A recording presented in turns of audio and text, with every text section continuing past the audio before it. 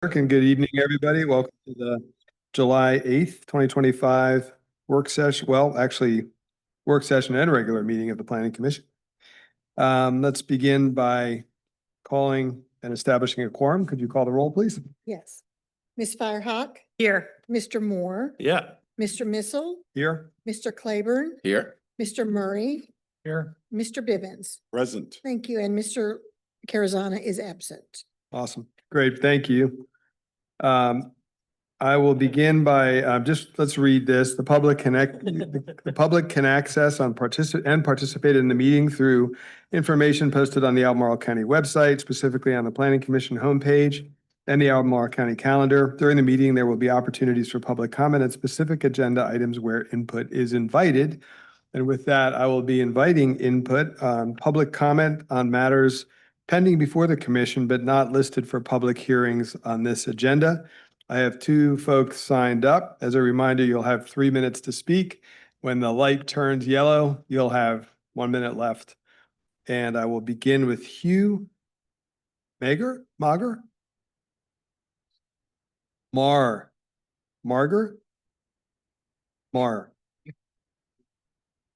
Sorry. In any case, thank you for allowing me to speak. Please Could bring you, the microphone. could you state your name correctly for All me? right, my first name is Hugh, middle name is Alexander, last name is Marr, spelled M-E-A-G-H-E-R. Thank you. I'm a resident of the Whitehall District. I'm here today to request that the Planning Commission schedule public hearings on the Economic Development Strategic Plan as part of the AC 44 process. The Economic Development Strategic Plan proposes significant changes to the county's zoning, to its land use and growth management policy, and to its regulatory structure without the benefit of public hearings. The EDSP is moving quietly towards adoption by the Board of Supervisors on August 13th. That date needs to be moved back for broad dissemination of the draft and for public hearings. We're told that the AC 44 is the overarching long-term plan under which the EDSP will fall in line. Yet the AC 44 makes clear that the EDSP sets the county's economic development priorities. This sleight of hand creates an alarming lack of transparency. The AC 44, on which citizens have been focused, contains no mention of defense, biotech, agribusiness as the county's economic future, nor does it mention changes to the county zoning ordinances to prepare for the energy hogging data centers.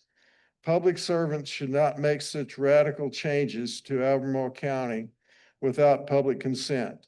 Significant changes of priority and focus are buried within the circular loop of overlapping plans, the most disturbing of which, the EDSP, has been shaped by consultants, business interests, and large institutions, not citizens.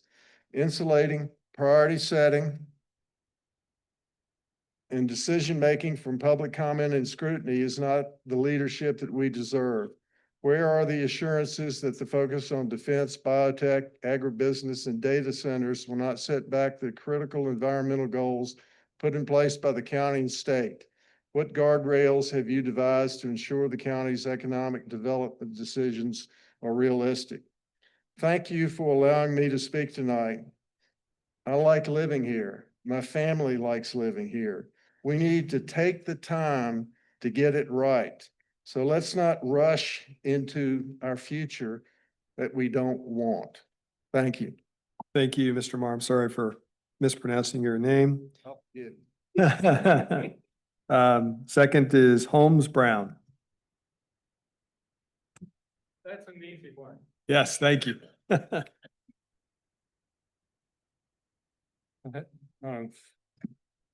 Thanks. I'm Holmes Brown. I live on Stillhouse Creek Road near Batesville. And excuse me, I'll speak on the same topic.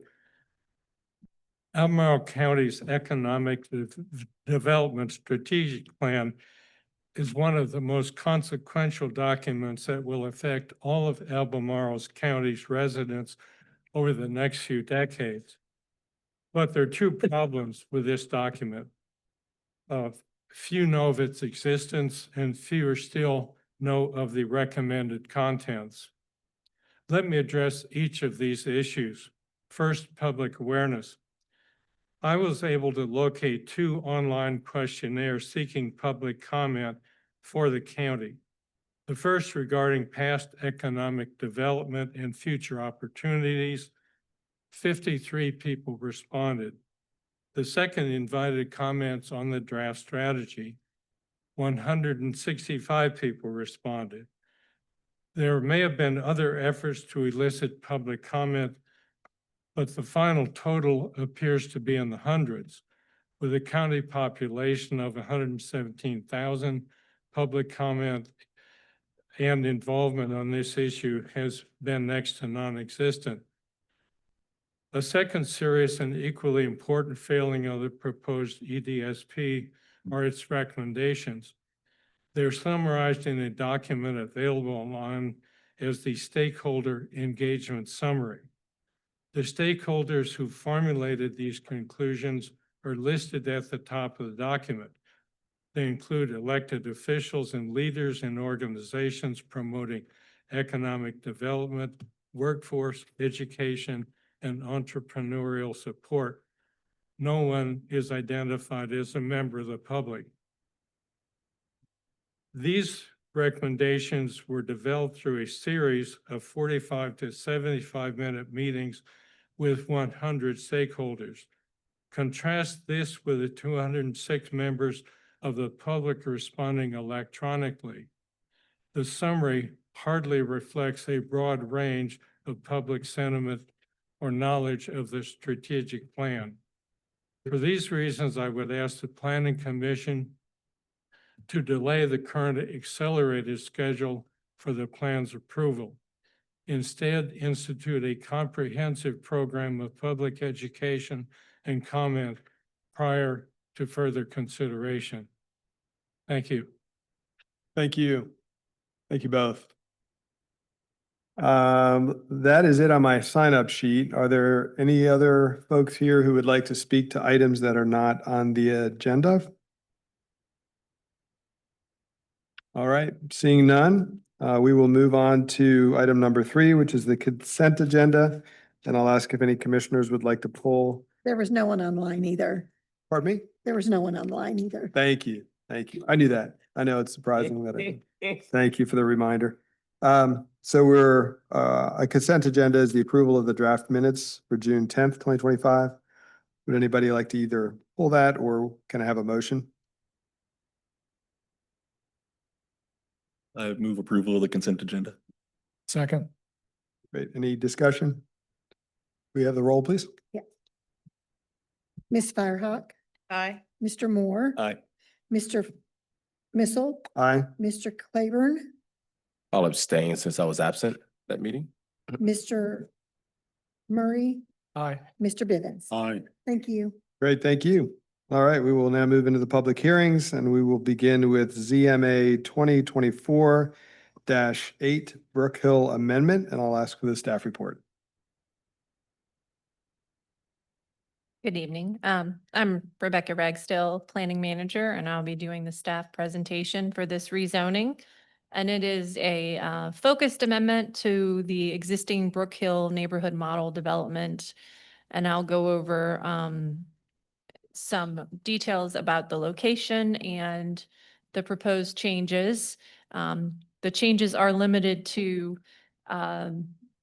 primarily a request to increase the maximum number of units within the development from 1,550 to by 300 units to 1,850. And then there are some proffer amendments. Orienting those folks who may have forgotten where Brook Hill was, just in case. It is on the east side of 29. It's between Polo Grounds Road, north of Polo Grounds Road, and south of Ashwood Boulevard that goes into Forest Lakes. And it is in the Places 29 master plan area, just north of the South Fork of the Rivanna River. And the computer is being a little slow. There we go. This is an aerial of the site. It's underdeveloped, as I meant, excuse me, it's under development. Portions of it are already constructed. It has been approved since about 2015.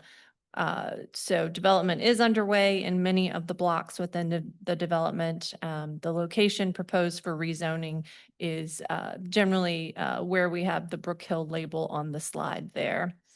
To the north, as I mentioned, is Forest Lakes. To the west is the rural area. And then to the east is the Montgomery Ridge subdivision along Polo Grounds Road.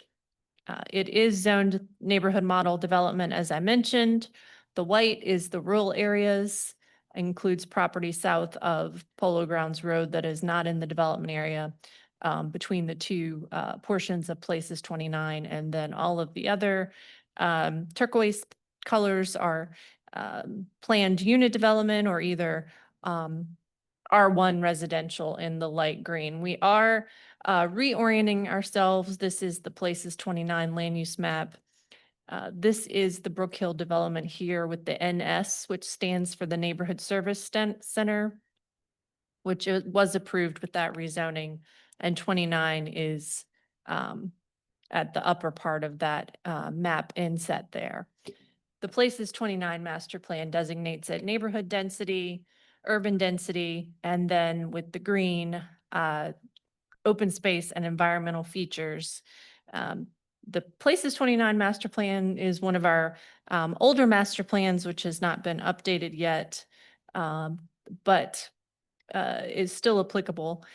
Brook Hill was rezoned consistent with that, mimicking the neighborhood service center, urban density designations, and then the neighborhood density designations, and providing for all of the green space, not only shown in the Places 29 master plan, but recognizing the streams and natural features on the site, with the pattern there of the green throughout along the streams.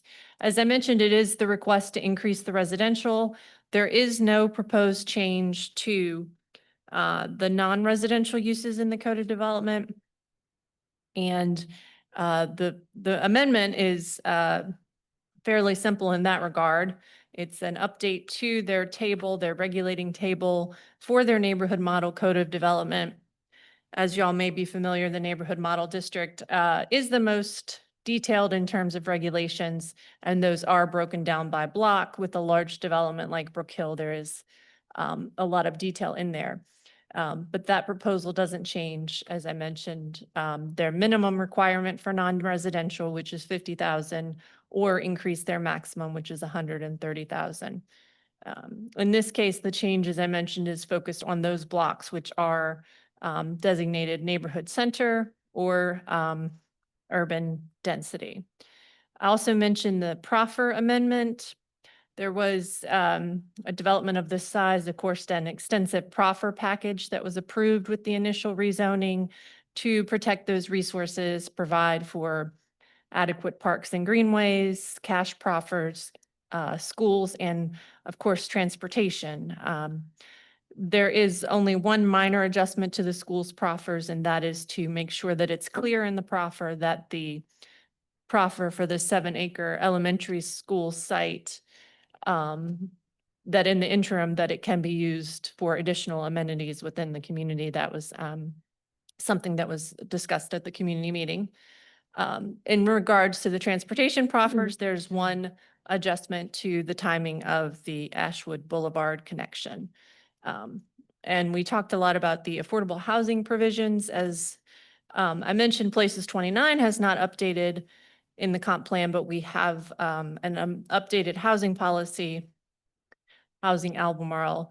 And in this case, this rezoning was approved under the acceptable proffers at the time, providing 15% of the total number of units as affordable. And then the terms and conditions related to for rent and for sale units had the 80% area median income thresholds, and there was a term specified for the affordability period for rental units, but not for sale. So with the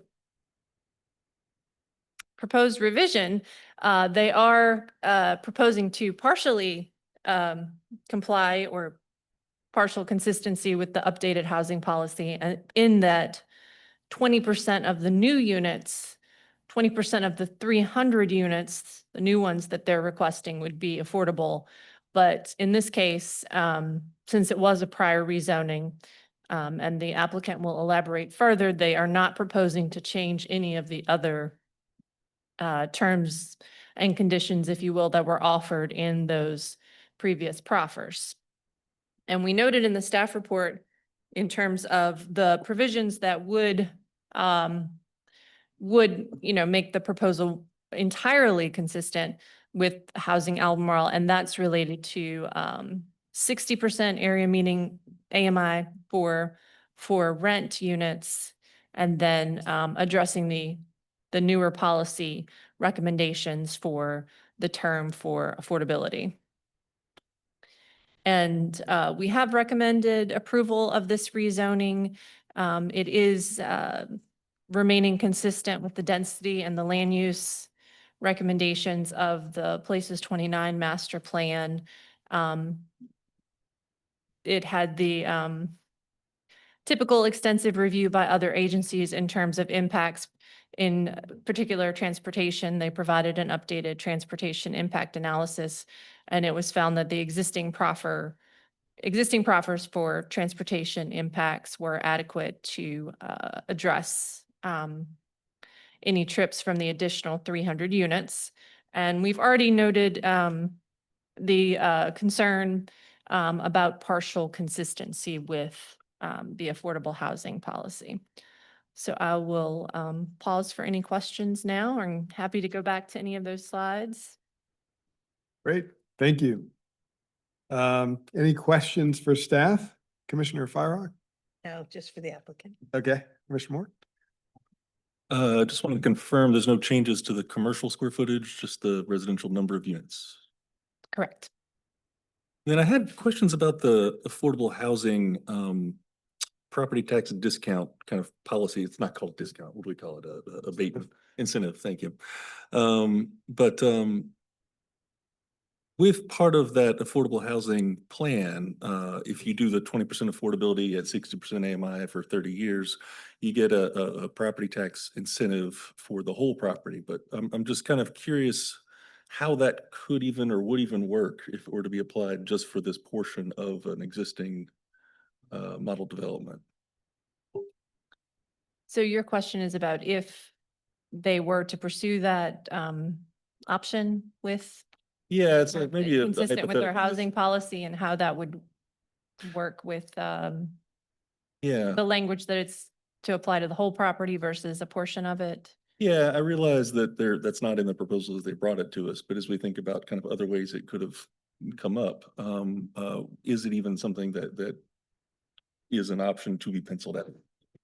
Since it's part of an existing other proposal that's already been approved under the old model. So I think that there's the policy, and then there's the programs that help us implement the policy. So we've analyzed it based on the policy aspect of it, but we didn't discuss with them the implementation of one of those tools specifically. Sure. Okay. Good question, though, for the broader Thanks. idea. Yeah. Commissioner Claiborne? Thank you, Mr. Chairman. I have just a more of a clarifying question for me, just in terms of like policy and implementation. Is housing at Albemarle optional? Like you can pick and choose that you want to do it or not? Or is this more a function of it was passed before that was adopted? And so you have the flexibility to say, I want to do this or that within the policy? Well, I think that many rezonings come before you that may not check every box in terms of a policy as far as what applicants are proposing. It's not an ordinance, if that's what you're asking. Yes, so you do have an option to pick and choose then what you want to do. Well, we're starting to see scenarios like this where it was approved under the prior proffers, and this is what they've offered with proffers under the new policy.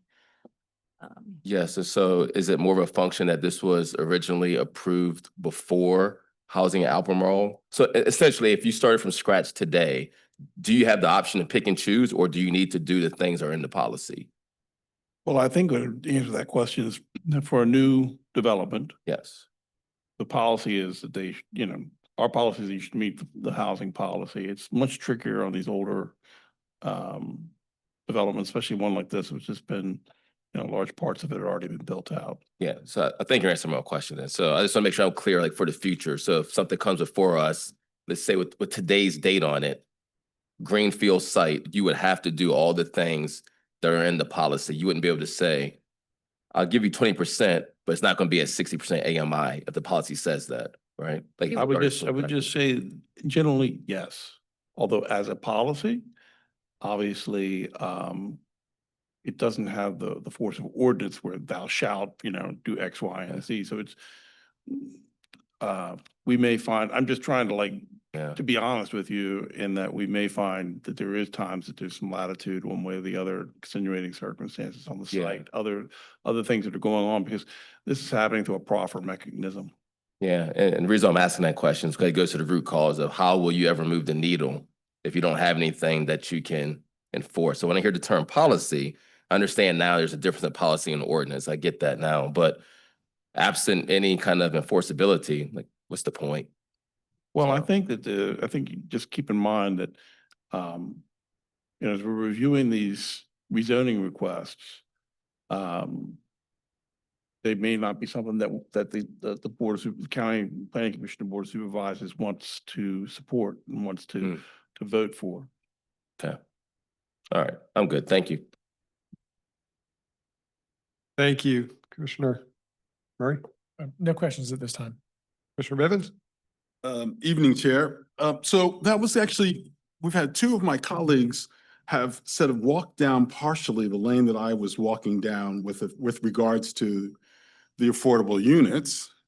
And I actually have been wrestling with this, a really simple, I like elegant solutions. So my elegant solution is, why don't we encourage developers to donate the apartments to the county and put them in a housing trust fund? And then that way we can be done with whether or not they make the level or don't make the level. And then also the developer gets to take the fair market price as a deduction off of the, assuming they make money, but I'm assuming they do. But assuming they make money, they would be able to take the fair market price value of the property as they donated it. And then we could get away from what we seem to wrestle with all the time is anybody actually using these people? Is anyone actually using them? Or is anybody going into them? The simplest way would say, the deal is you want to give us 20% of the apartments. We're going to put them in a housing trust, and they're going to be affordable from now until the end of time. Because I think I also have to recognize, and I think this is where I think this is where Mr. Bars was going, Corey, is that everything that we see, everything that this body sees is an exception. If it was an exception, we would not see it. But because it's an exception in some way, it comes to us. And then it goes eventually to our bosses who say whether or not they like what we say or don't like what we say. And so I can understand where if I were a developer, I'd want to try to come in as flexible as possible. So be part of the sort of maintain the, how I put the, reach and establish and accept the policy as it's written, but also recognize at the end of the day, I've got a pro forma budget that I've got to deal with, that this may not work for me if I were to do that. And I'd say that goes to the bigger issue. If you want to solve this, we got to take control. You can't have your hand out begging. Now, You that's gotta why I take think control. the real deal is just have them donate to a housing fund, to a housing trust, and then we build an inventory of, we would back into being a housing authority, which I know makes so many people uncomfortable, but it's, as you said, it's how you got to increase the inventory. Yeah, I agree. All right. I agree. Any other questions for staff? No? Okay, thank you. With that, I'll open the public hearing and ask for the applicant.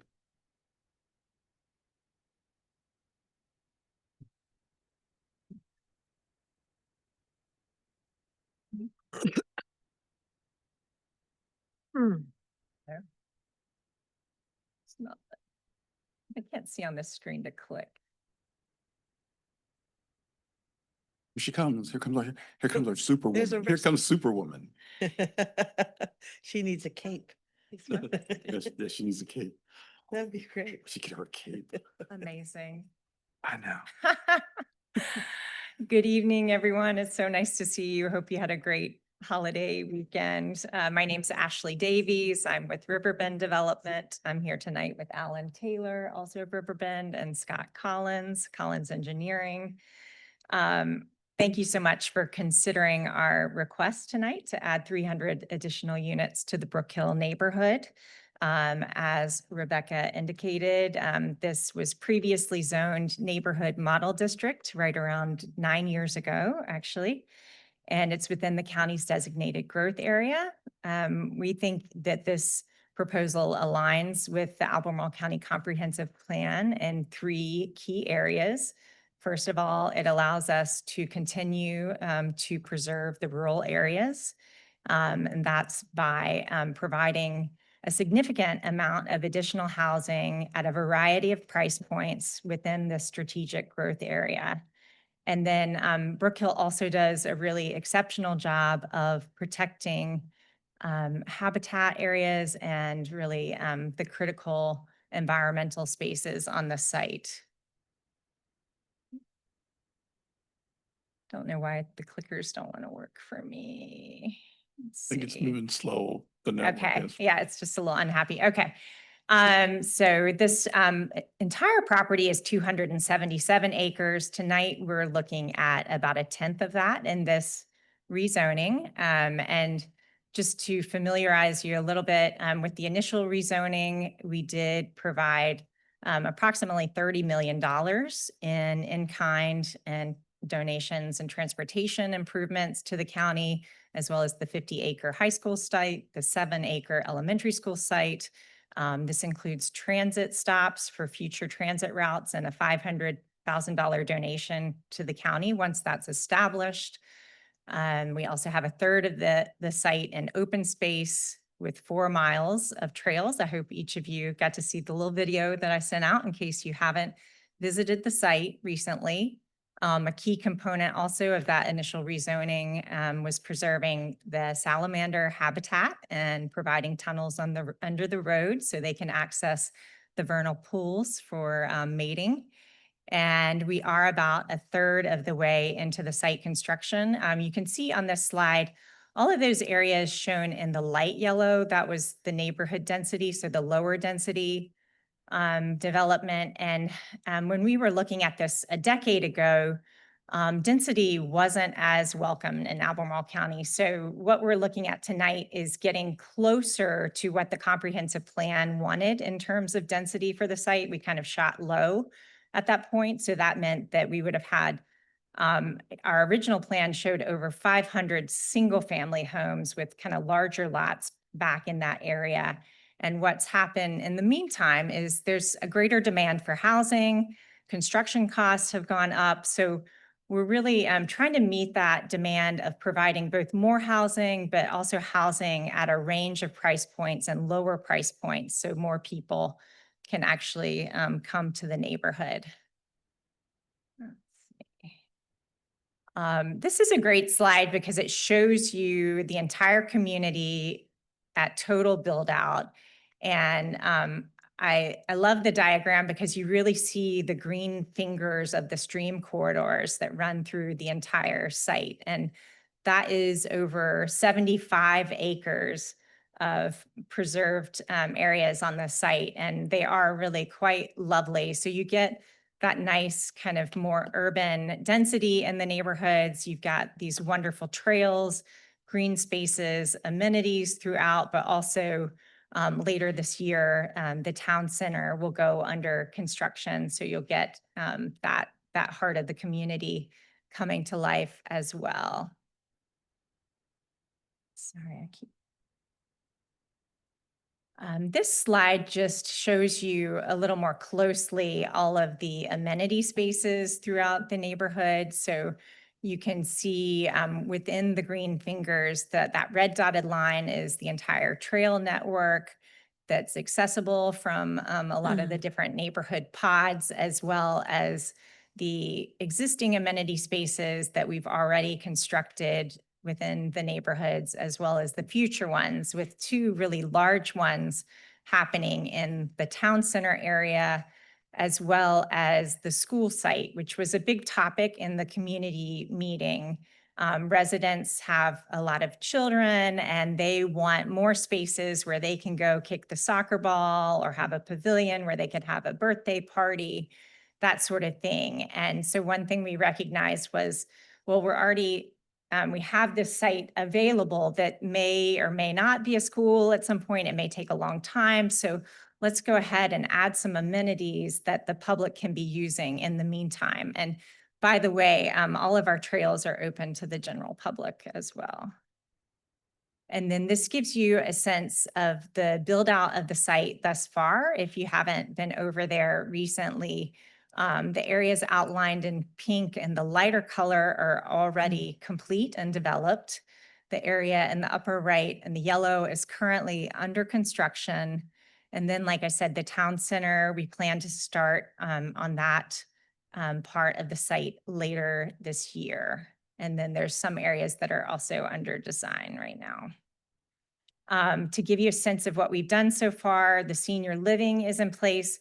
We've actually already constructed 762 of the total residential units, and there's a breakdown on the screen up there of what that means. And then we also currently have over 300 units that qualify as affordable units in the first phase of apartments for Brook Hill. And I think the big deal about this site is, so you can see that a lot of it's actually already constructed.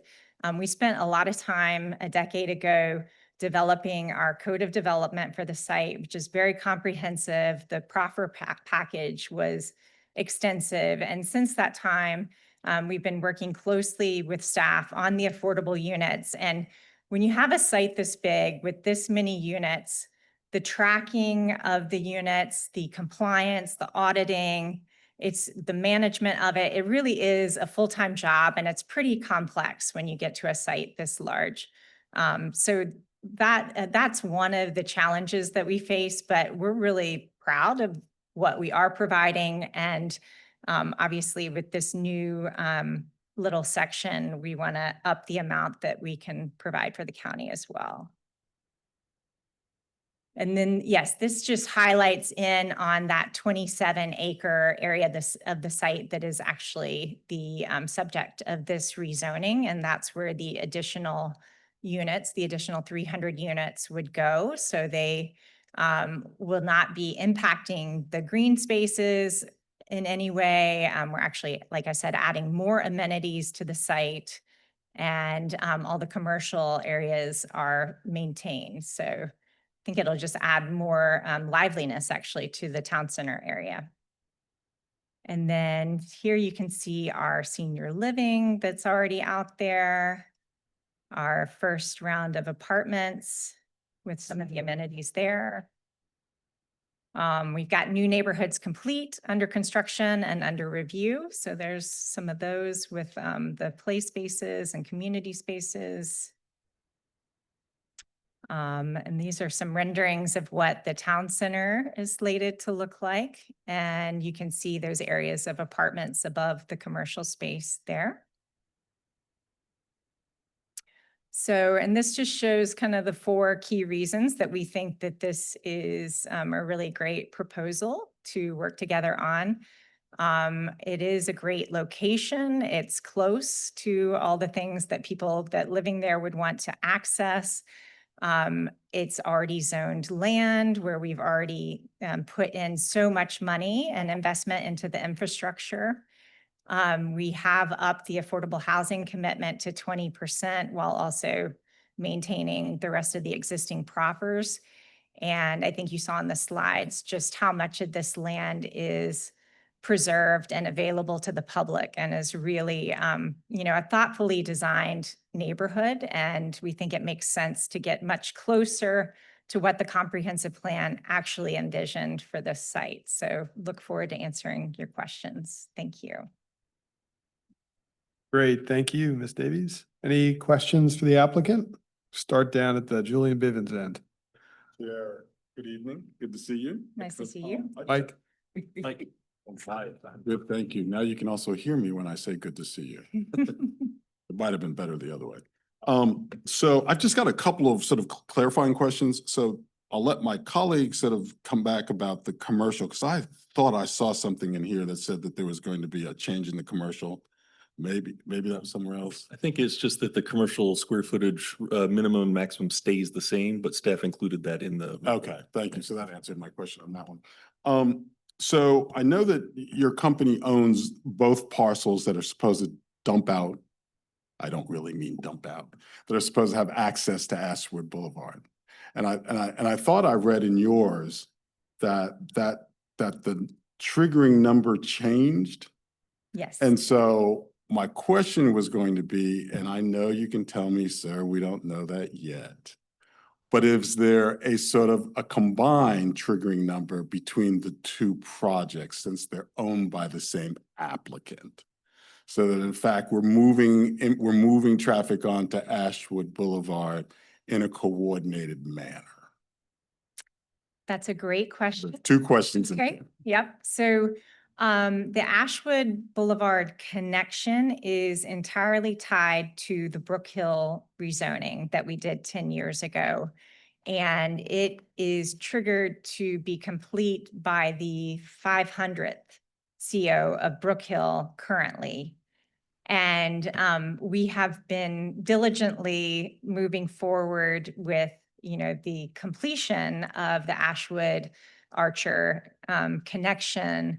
And as we've gotten into it, there have just been a few more complexities than we thought we would find on the front end. So obviously, some of the land included in that connection is county-owned land. So we've been working very closely with the county to make sure we have all the proper approvals on that side of it. But there's also VDOT involvement, and there are extensive wetlands in that area. So right now, we're threading the needle to make sure that we are, impacting as few of the wetlands as possible, working with the county to have the proper alignment, and making sure that all of the VDOT components are correct. And so because of that, it's just been, like I said, a little bit more complex, and it's taking slightly longer. So that's the reason for that slight adjustment on that proffer. And then on the other side of the boulevard in your other project, which is dirt's moving, so something's going on over there. Yes. So that one is moving forward, and it's not reliant on the connection, but that is it is specifically planned. So as Archer goes north, it will be in perfect alignment with that project, as well as Holly Hills, I believe, to the north of that. Okay. It's two other things then, or actually three things.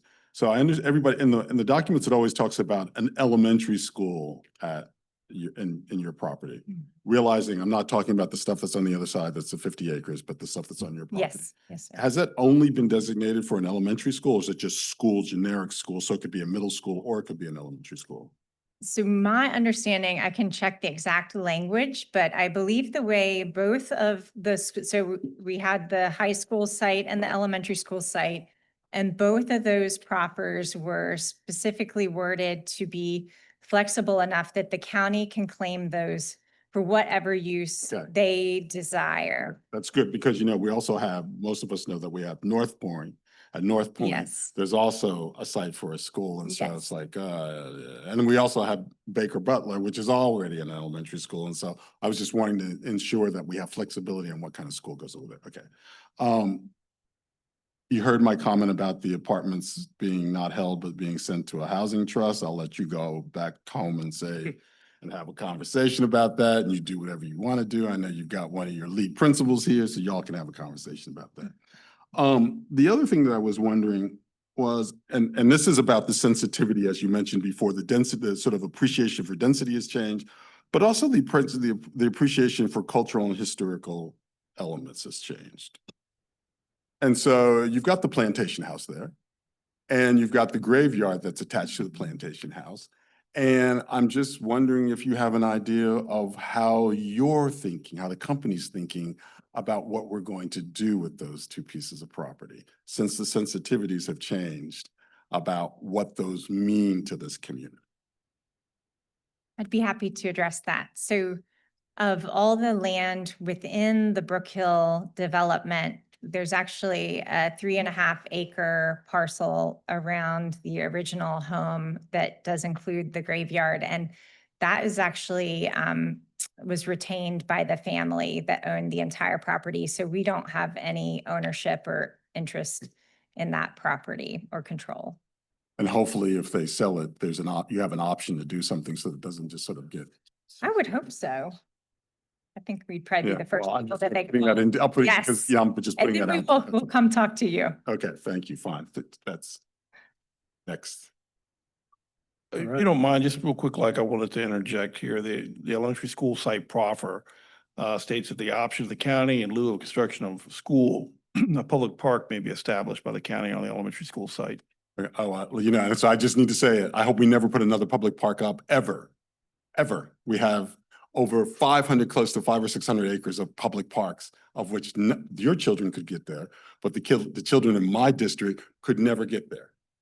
Yeah, so that's just, you know my rant on that. Like I've been ranting for years about the free land that the county gets that nobody can get to except for the people who live in the free land area.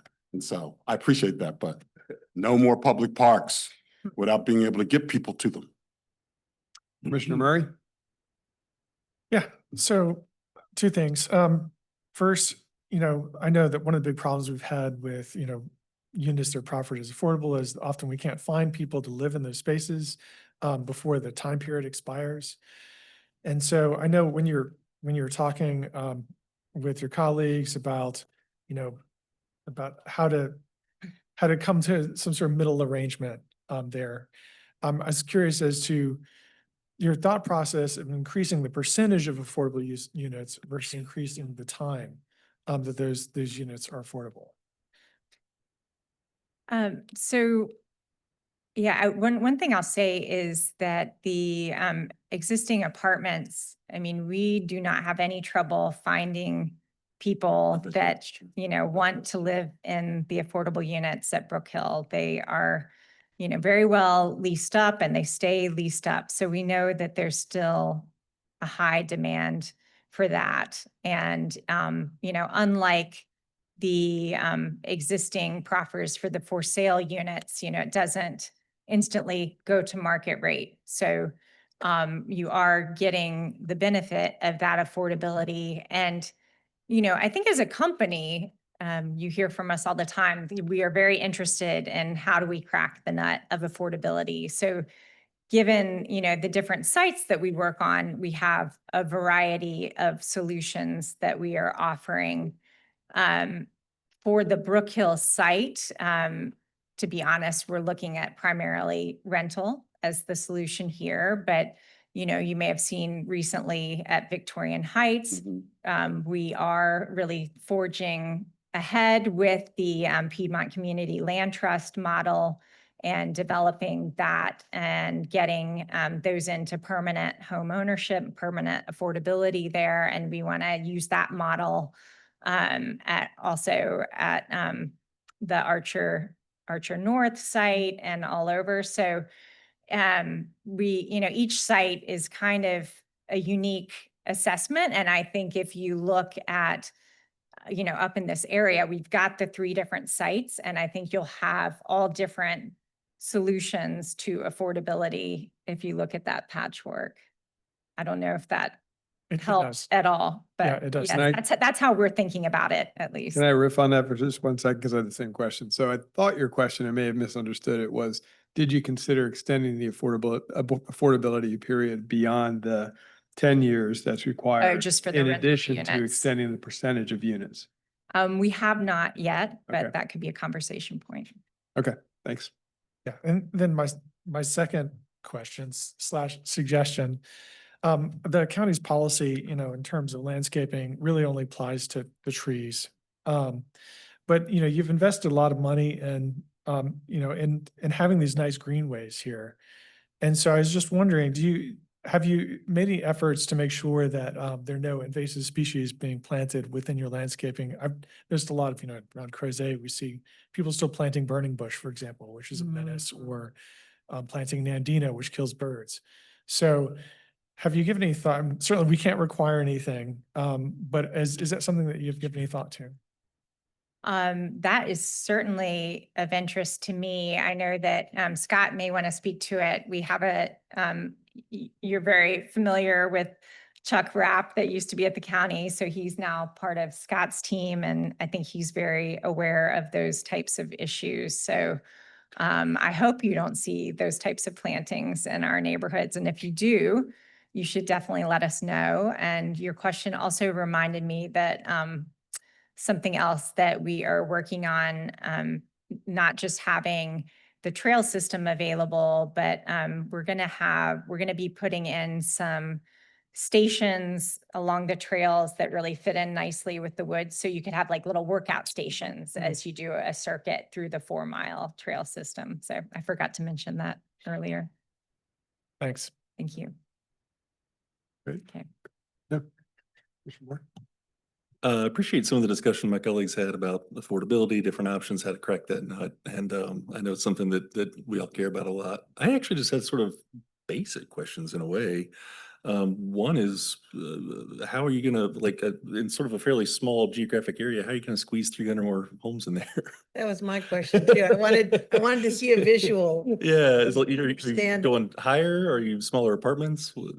So the homes will be, Do you have a picture or something? Is it? So I can go back to that visual of the town center, but if you look at the town center, you see kind of those large brown structures lining the street. So it's really just utilizing the Are you talking space above, Residential. That's where residential you're putting above it. commercial. So before they were just commercial? Before they would have been commercial, and there was a stronger, we had more interest in potential office space up there, and the office market is just totally Yeah. soft. So We're gonna come in at that minimum for commercial probably. We're gonna do what we wanted in Stonefield originally. Yes, yes. exactly. Well, the economy's kept us, the 08 intervened in Stonefield. Yeah. Okay, So, I didn't yeah, this is understand what that. we I look saw like. that. I just thought that was part It's of the plan. I didn't magic. get that was the new, okay. All right. Got it. Okay. And then parking needs kind of match that through some reconfiguration of, Yes. yeah. Okay. Thank you. Cool. That was my question. So I Great. don't have anything else except, is that car driving on permeable pavers on the? Oh, I hope so. That's looks like it. Uh-oh. Look at that. Look what you put in there. Helen's in trouble. Well, The you'll cost just went up for the town center. less storm. It's only this Tree. piece. It's only like. Yeah, just that slice fine. right there, 5 Okay, feet. that's it? No permeable parking spaces for them? Okay. There's no park, you don't need parking Yep. because you'll be able to do everything there. Okay, they'll never leave, You'll never leave. And It's changed a lot. except for the salamanders who have to breathe. This is why you two sit at either end of the dial. Is that why? Yeah. No, I explained to Nathan that he could move, but Julian and I were not allowed to. So I do have a couple questions. If I Sure. could, one of them, and a lot of them have been answered. I had the same question about the affordability period, which was interesting, and your response was we can consider that. So that's great. The future development piece too, it was interesting, your question about how you fit that density in. We've seen this on some other applications where there was an intentional percentage of retail, commercial, and residential. And the residential market is hot, and so the amount of residential is being increased, the amount of commercial is being retained, but the space for that commercial is diminishing because you're adding residential. So, right? So the reality is we'll probably hit a lower number, to your point, the minimum in the mixed use kind of component or the commercial retail component. So our percentages will be much higher in terms of residential versus other use. So the commercial percentage will be the exact same as what we had originally intended. It's really just the office space is getting Got it. replaced. So all the ground floor commercial, that still adds up to exactly what we anticipated with the original zoning. So the non-residential, you're breaking the non-residential uses into two categories, commercial. Exactly. Yeah. So the office space likely comes to Okay, but fruition. in this, they're combined. Can I ask a quick question? Sure. Just, is that the height that you now have with the first floor commercial and the 3 floors of residential? Is that your maximum? Is that the maximum height allowed? I believe so. Okay. If you were to put something like, I'm not asking to proffer anything or do anything illegal, but I have to say that, are you, have you thought of doing things, or are you allowed to do things like I was just in Mexico City, and the rooftop of almost every residential building has got like some decking and people hang out. I mean, there's got to With be those mountain views. that great would be views up there. And amazing. our area is so weird because we don't use any of our rooftops. Oh, Like, yeah. Can you imagine being able to see the river from? you would be able to see such Yeah. beautiful things. Is that? We're going to do it, Karen. Okay. Wouldn't they have to get permission You and from me? No. Monticello to be able to do that, though? Pardon? Wouldn't they have? All to get right, permission so let me from keep Monticello? going. I do have additional questions. The 301 units of affordable housing that you said you Address built it here, I'm here, just Tom. curious, do you know what AMI they are? Those are at 80 and- 80%. Good question about the historic resources. I wondered about that as well. I thought I read somewhere in here that you're utilizing the historic resources. You're not. It's completely separate. Okay. You may have seen, there are some archaeological sites kind of through That's what I was the probably protected thinking. Yeah. areas. That's But probably we're what I not saw. doing anything with those. The Ashwood specifically. Boulevard was good. So just to clarify there, basically, it's not that you're realizing less need for that connector, it's that the logistics of getting it done are taking longer than you thought. Yes, we are in active pursuit, and honestly, we thought we would be further along, but as you dig in, there are just a few more layers that we're ironing out at the moment. That all makes perfect sense. Been there, done that. I guess my question is, if you were kicking that out another 150 units or so, I mean, theoretically, the 500 unit number was based on the impacts of those units on the roads. And so if you're increasing it another 150, you may see some residual impacts that previously you had anticipated not, or mitigating, that you had anticipated mitigating with the connector. Have you tested that? Yeah, what I would say is, the proffers weren't planned with that level of precision. We did have our traffic engineer look at that just to make sure, but Okay. at the time, it was really just picking a number to ensure, you have to have the timing related to the proffer. Otherwise, you don't know when it's going to ever get completed, or it may be the very last unit. So we pulled out that number, and so we just wanted to adjust it slightly to give a little bit more runway. So it's not like some entrance somewhere, or some intersections can all of a sudden fail drastically because you got that. Okay. No. I'm curious on the 7 acres, the proposed, the elementary school site or the school site, the county can call up. It says it's available as a community open space and amenities. I'm just curious, do you all maintain that, or is that you do? We would, yes. So that's one big benefit of it, because we could, build it out as a community park space, and we would be responsible for maintaining it until such time as the county ever wanted it. But it takes it off of the responsibility of the county until that time. But it's a public amenity that's available to anyone. Got it. Okay, great. Thank you. That's all the questions I had. Any other questions for the applicant?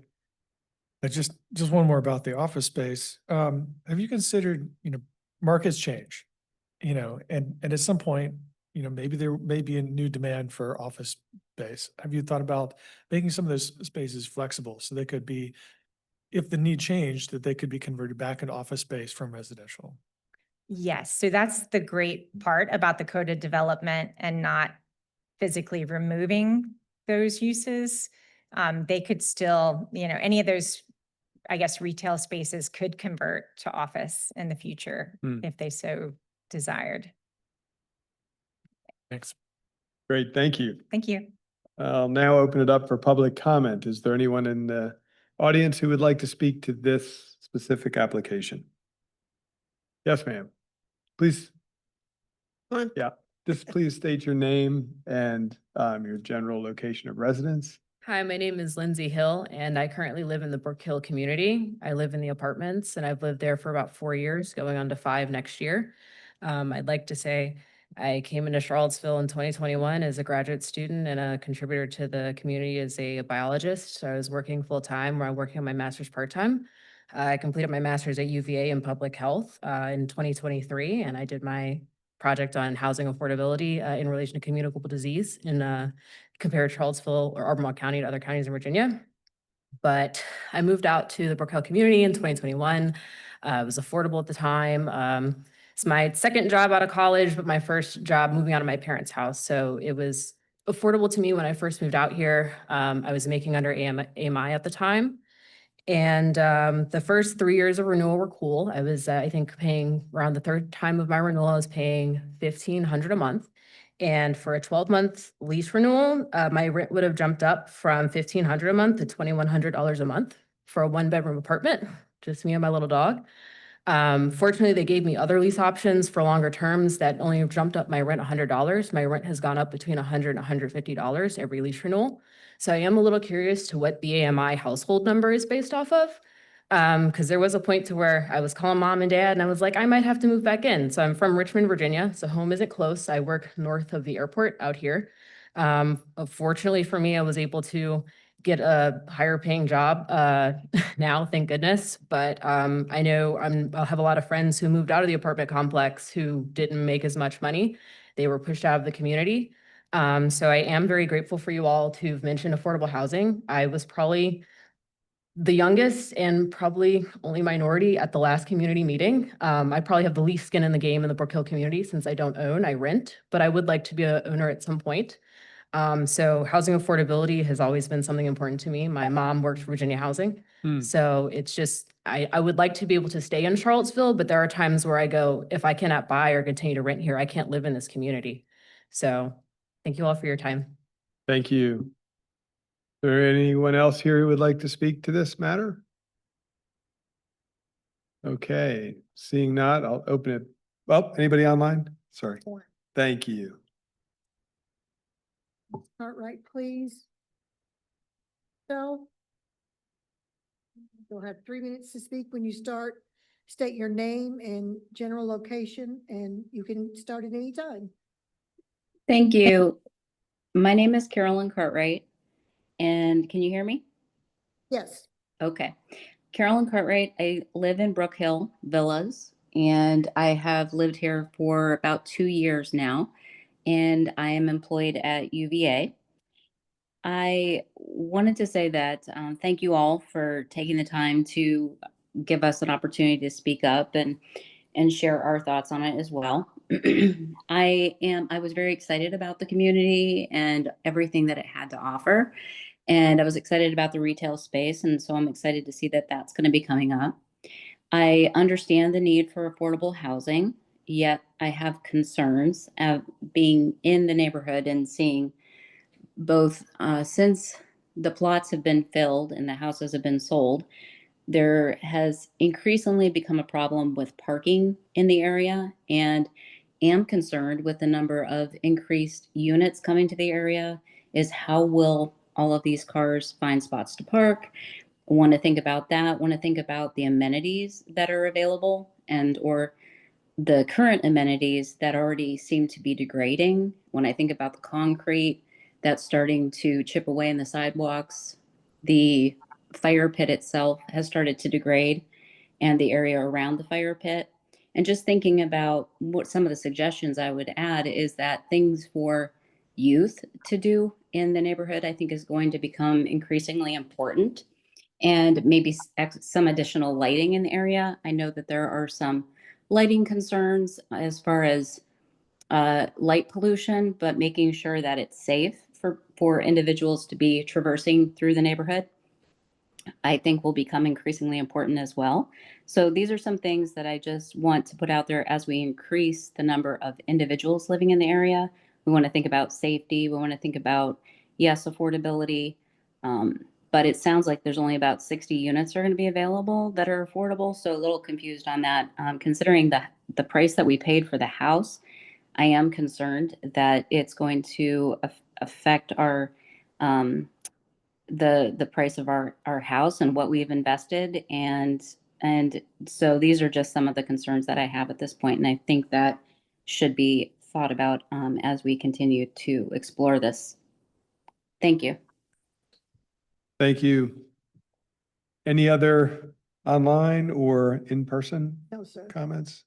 All right, great. Thank you. With that, I'll open it back up to the applicant if you'd like to respond to any of the comments that were just provided. No? Okay. All right, with that, I'll close the public hearing and open it up for discussion. Anybody like to kick us off? Do we want to go sequential? Do we want to jump around? Well, is the applicant going to respond to any of the things they heard? No, they had the opportunity to, and they They didn't decided want not to. No. Ms. Firehawk, would you like to start us off or? No, I'm going to think here for a minute. Okay. 'cause I was- Anybody else like to kick us off? I mean, I'll just say that I've long respected the way that this community was designed. I think it's a good model that I'd like to see more of. You know, the intermix of green space, the idea with commercial on the bottom and residential on the top. It's something that, as mentioned, this is something that we tried to achieve years ago at Albemarle Place that became Stonefield. And so, you know, I think this is a overall very positive thing. I'm glad to see more density in this area. I you. just real quick, I Yeah. agree. I just was curious though about the parking, because we got showed where the additional units are going. Do we know where the extra parking is being provided, or is it thought that we have plenty of parking already within the Can development? ask the applicant to come 'Cause back that- up because I that's. assume a good if they were question. doing it, they would be doing surface parking because stacked parking is very expensive. So I really would like to hear an answer to that. Would you like to address that? Thanks. Yes, we have 1,100 parking spaces in the future town center area to be developed. So it is more than enough to handle the uses that we have planned. The new units plus any of Yes. people coming from outside to visit the commercial establishments. Yes, so to handle the 300 units plus the commercial, we have 1,100 spaces for Okay, well, I specifically. mean, that doesn't mean anything to me because I don't have the calculations of all the businesses and what they are and how many people visit them, but I trust you. I guess do you want to respond to the person online who's talking about parking concerns, or is there no parking concerns going on now? They raised that, so I'd like you to respond to it. Sure. So the area that we're talking about for the new units, I don't know if it's can pull back up.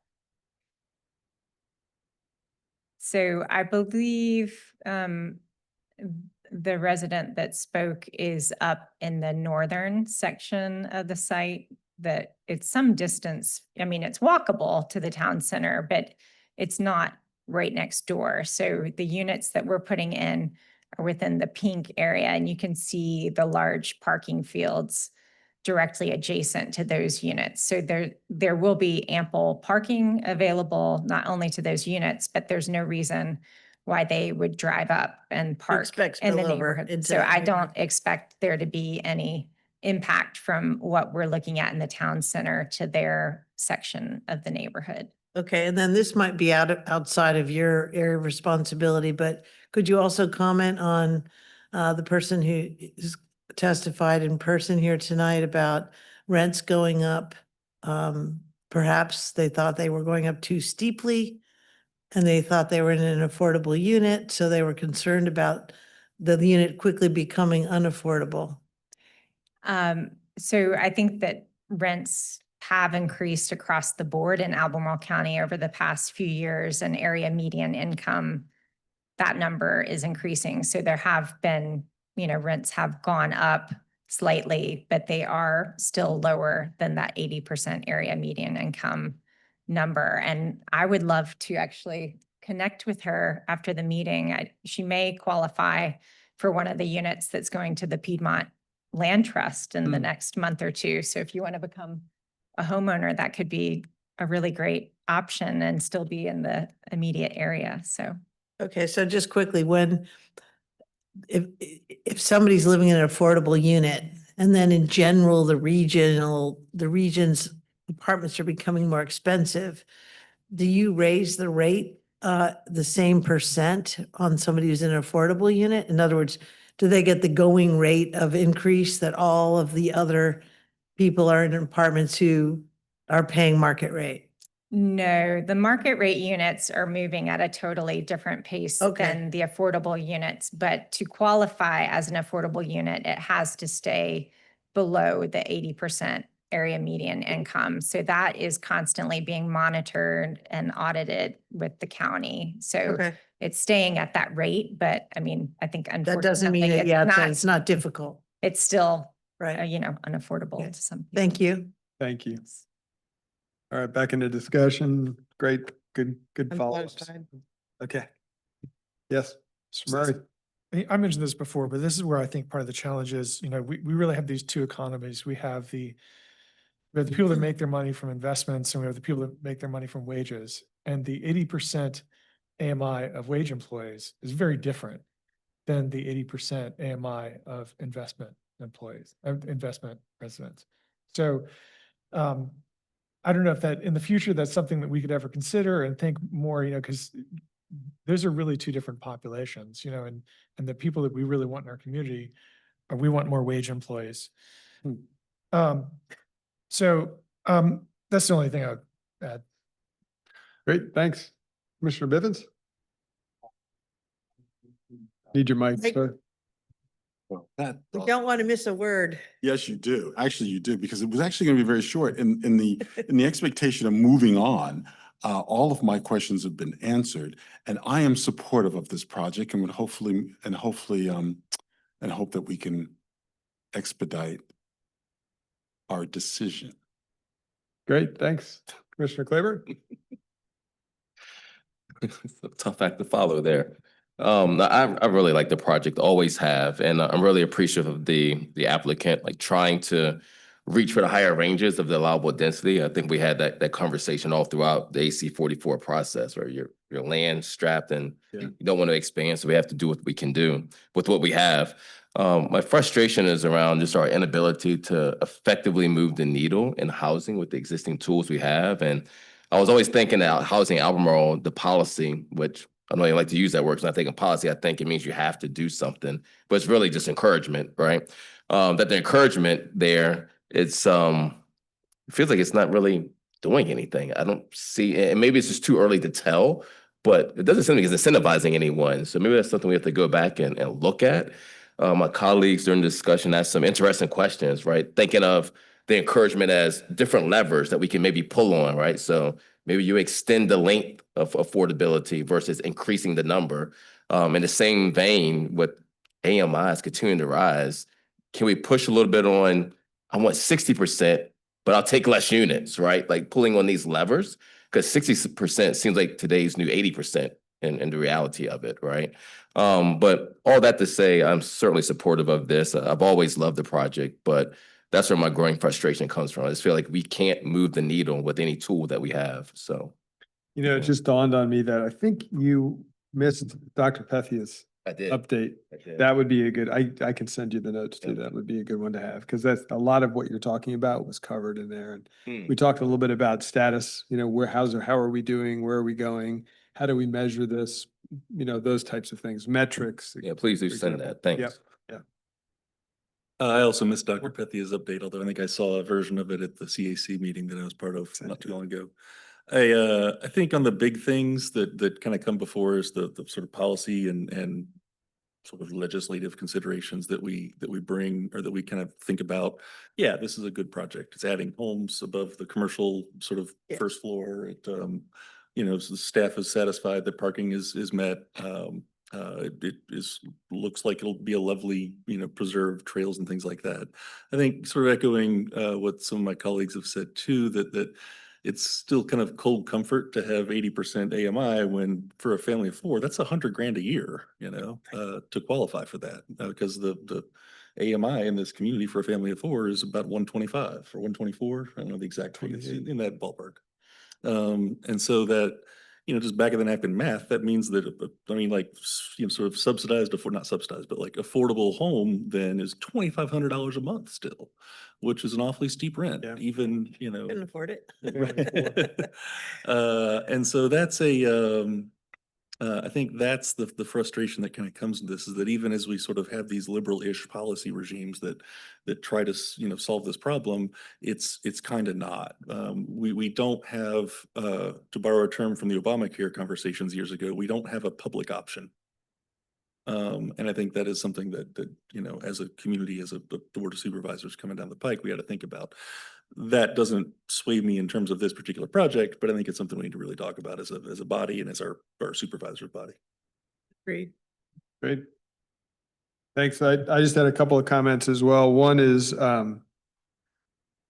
it seems, and I don't know if this is a trend or not, it's maybe just two that I'm thinking about, but the idea of adapting to a market that's changing by revising your code of development. And I would just encourage the development community that when they do that, they still focus on what is good design, what is appropriate, what are appropriate mixes, and that staff monitors that as well. Because I think, as we said, sort of in the initial design vision was probably done with intent based on what would work well. And so if that's starting to shift, and we've seen that in a couple of other developments as well, are we starting to lose what is an appropriate mix of uses in lieu of adapting to changing markets? So just thinking about how that plays out. I think this is an appropriate change. The density is called for in this area. Let's see, affordable housing. So, I appreciate that the applicant has spoken about the diversity of approaches that they are taking, and I would encourage that for other larger developers in the area. I think that's, certain locations are really, I think, suited to different types of affordable goals and objectives. So I think thinking through that creatively is great. And then, the retention of affordability was spoken to in the public hearing, but also we've spoken a lot about that as well. And the applicant offered to consider that, the duration of that. So I just would like that note to go forward to the Board of Supervisors as when you all go to the board, that maybe you've given some thought to the duration of affordability based on what we've talked about tonight. So with that, is anybody willing to? I just want to make a really Yeah. quick comment, just for the audience that may be listening online or the minutes, that this site, just real quick, I was on the commission when it first came to us. And it was a greenfield site. It was a habitat core. In other words, it was large enough to be considered a priority site in the state and in our county. And I agreed to vote for it the last time because two reasons. One, of their sensitive treatment of the environment. They didn't pipe streams. They tried to maintain those passageways. They didn't break up the site too much. And also, of course, the salamander tunnels, we know about those. But also, we want to preserve the rural area. And so if we want to do that, we make some sacrifices closer in. And so this was one of those sacrifices. But I'd like to see, as we have to make sacrifices in the future at sites, that other developers would understand, like these do, that you can develop and still have green connectivity, protect streams, respect the land. So this site does better than most. And so I just wanted to put that on the record. And I'm glad that the density is going up instead of out. So that's why I can really support this again. Great, thank you. Anybody be willing to make a motion? Mr. Chair, I'm happy to do it. Out of the Ravenna District, I move to recommend approval of ZMA 2024-00008 Brook Hill for the reasons stated in the staff report. Is there a second? Second. Any discussion? All right, with that, may we have the roll, please? Yes. Mr. Bivens, Aye. Mr. Murray, Aye. Mr. Claiborne, Aye. Mr. Missile, Aye. Mr. Moore, Aye. Ms. Firehawk. Aye. Thank you. Thank you all. Thanks. All right, with that, we will move into our work session and out of the public hearing. And we will address CPA 2021-02 AC 44 comp plan implementation.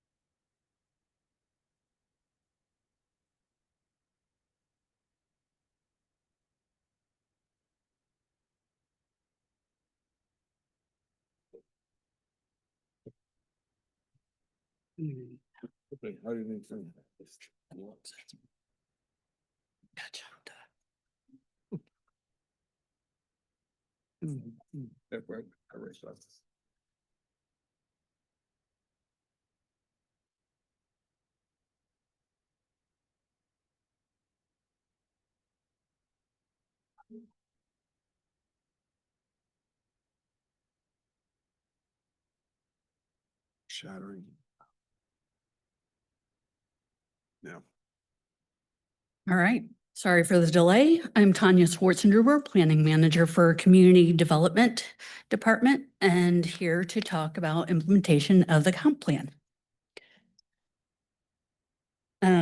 So the most exciting part of this presentation is to announce that you have an entire rough draft of the plan at your disposal. And this looks a whole lot better than the 900 pages in the binder on the shelf in my office. You also recently received a complete part 1, a complete part 2, the implementation chapter, and a few appendices. We're going to just be focusing on the implementation chapter tonight.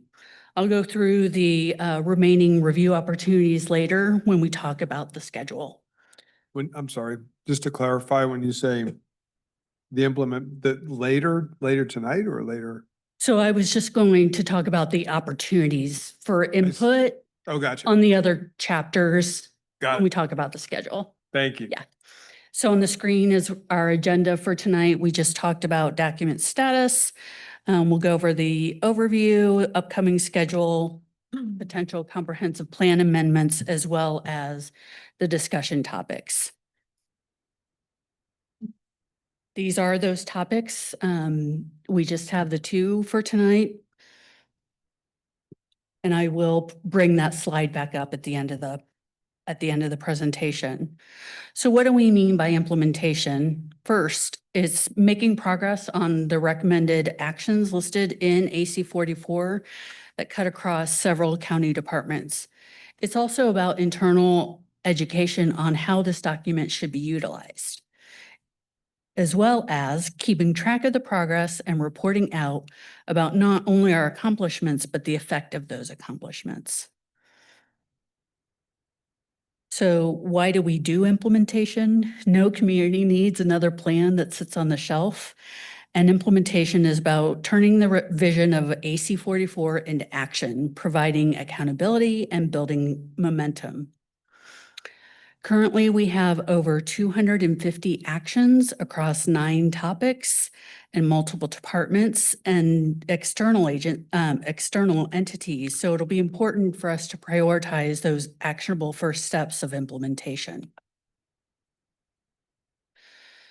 So why do we want to prioritize? Well, first, it's best practice for most modern comprehensive plans. And given the number of the actions that I just mentioned, over a 20-year planning horizon, prioritizing these recommendations is important for providing focused implementation over the next 5 years. Prioritizing recommendations also allows the county to effectively allocate limited funding and staff capacity, better informing the strategic plan, capital improvement program, and the county budget. So what we've done as staff, in conjunction with our leadership, is we have developed these 6, what we're calling big moves. These were drafted keeping in mind the themes that we heard throughout public engagement, as well as the feedback that we heard from y'all and the board. We'll go through each one briefly. There are more detailed descriptions in the text of the chapter. Starting with the first one, align regulations to support AC 44. I'll mention on all the slides you'll see to the right, the chapters that most likely align or most obviously align with each big move. There's probably an argument to connect all of the chapters to all of these big moves, but we did try and focus on the most important. I'm sorry, can I ask a really quick question so I don't stay lost? Sure. By big moves, do you mean big actions, the big priorities? Is that what you mean? Or do you mean literally like moving things around in the plan? I'm Priorities. I'm sorry if that, Okay.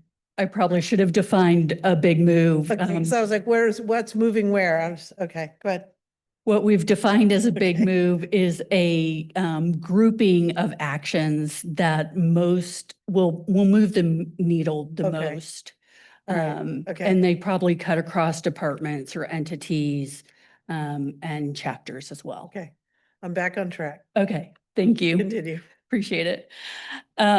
So looking at aligning these regulations, the regulations we're talking about are the development related policies, including the zoning ordinance, subdivision related regulations, and so on. The goal behind this big move would be to improve the clarity, simplify ease of use, and then also updating requirements to implement AC 44 actions. For example, one of the actions in the development area land use chapter is to update the zoning ordinance to allow residential uses in commercial zoning districts by right in some locations. So just an example of one of the actions. Second is increasing affordable housing access, and we can do this by updating the zoning and land use regulations to allow for a broader range of housing types, including the missing middle like duplexes, small-scale multifamily, and accessory dwelling units, especially in the activity centers. Secondly, we can identify and protect at-risk homes and support rehabilitation and potential subsidies. For this one, working with both the county and state housing offices will be crucial. Do you want us to ask questions throughout this, or would you prefer? Yeah, feel free to interrupt me with questions. Okay, I just had one on the previous slide, if I might. So where does, maybe you answered it when you said partnering with the housing office, but where does funding come in here? Adding funding to support and increase affordable housing access and options? Okay, so some of this is, you have a 20-year plan. Yeah. And you have a 5-year strategic plan. I think, in some respects, again,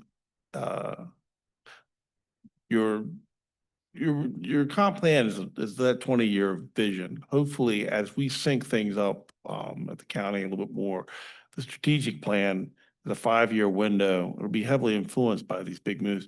That's really where the dollars start getting attached to projects. We were very cognizant of the fact that the comp plan is not a budgeting vehicle per se. Right. Not a what? I'm A sorry. budgeting vehicle. vehicle per se. But it is a prioritizing vehicle. But that's what we're trying to do. We're trying to say, look, these big 6 things, Yeah. if we as a county can focus on these things and try and move them forward, it will be transformational, and a lot of the vision that's in the plan can be channeled through these 6 big moves, as opposed to not having them. I think one of our experiences from the previous plans, very thick, lots of actions, and not sort of a prioritization necessarily. So this part of this implementation chapter is to try and give us a little bit more direction, and also something we can look back in 5, 10 years and say, did we meet these things as well? Right. Okay. I think I understand. Thanks. So Great. before we leave this screen, just one suggestion, where you have identify and protect at-risk homes, I agree. But could we add, and communities to that? Because not just protecting at-risk homes, but also entire communities that are at risk. Fair enough, thank you. Looking at the third one, this is about investing resources in compact and connected development areas, especially in the activity centers. This is really about encouraging growth and focused in new public and private investment in urban places. Projections show that we'll need to accommodate 31,000 people over the next 20 years. That equates to roughly 13,000 households. The GMP, or the growth management policy, tells us that this should happen in the development areas, and AC 44 recommends that the majority of it happens in the activity centers. This takes advantage of existing infrastructure and allows for more efficient provision of new and/or upgraded infrastructure services. Investment in infrastructure, services, and amenities makes it a place where people want to live, work, and visit. So this one does speak to new and public, it's focusing new and public and private investments. This one does speak to the financial aspect of it. From the standpoint of broadly speaking, there's a recommendation in the plan that to build these centers, there needs to be investment. It doesn't necessarily say whether it's a parking deck Sure. at Rye Road or something like that. I'm just saying that the previous number 2 said the goal is to increase the affordable housing availability through new public and private investments. Couldn't it say that? True. And I think what I would say on this particular one, well, the previous one's talking about like trying to target housing specifically. The activity centers will be a compendium of multiple initiatives. I mean, it'll be adding parks, we'll be making investment in transit, those types of things. It's slightly broader, but the idea behind this particular one is we have these activity centers, we're really trying to make a focal point. There's probably gonna take a concerted effort of both private and public funding to make them happen. I would, if you're asking me, which I think you are, I would just add something that has to do with financial investment on number 2. Okay. I'm sorry, I missed that nuance. No, that's all right. All good. Okay. Moving on to Can we stay on the, this one for just a second? Sure. So in the so am I to understand that what's in the document that narrative will have a larger will have a larger presence of, for instance, when you say on page 11, the item number 3, that the sort of the narrative blob there will be the narrative blob that becomes public. Okay, so I'm going to send you a couple things on that. But in this one, I was unlike what line is that? Page 11. 1, 2, 3, 4, 5, 6. The 6th line where it says that older commercial areas that are typically overparked.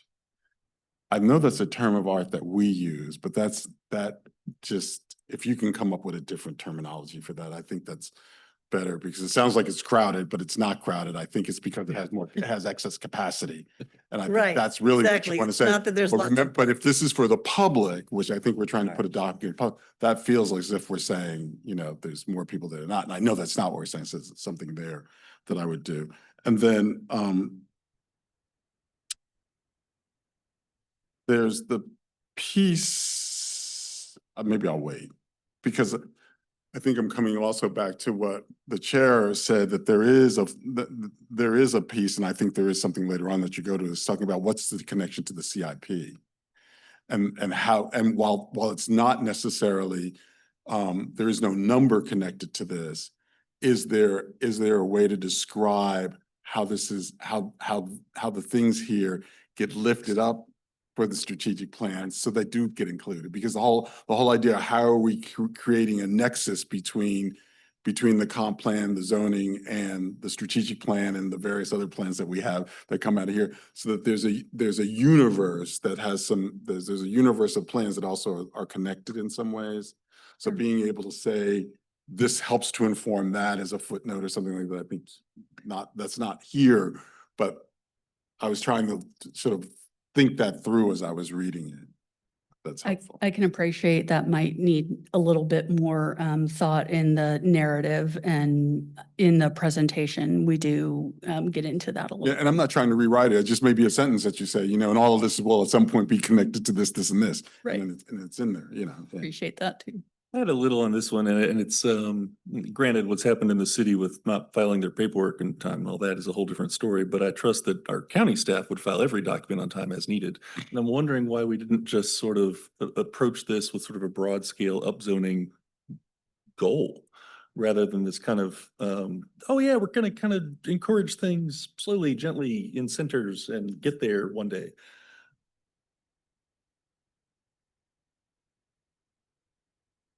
Let me seek clarification on that. So, I think when you're saying upzoning, I mean, we've been talking with both you and the board about ways to add extra density capacity in the development areas. I think that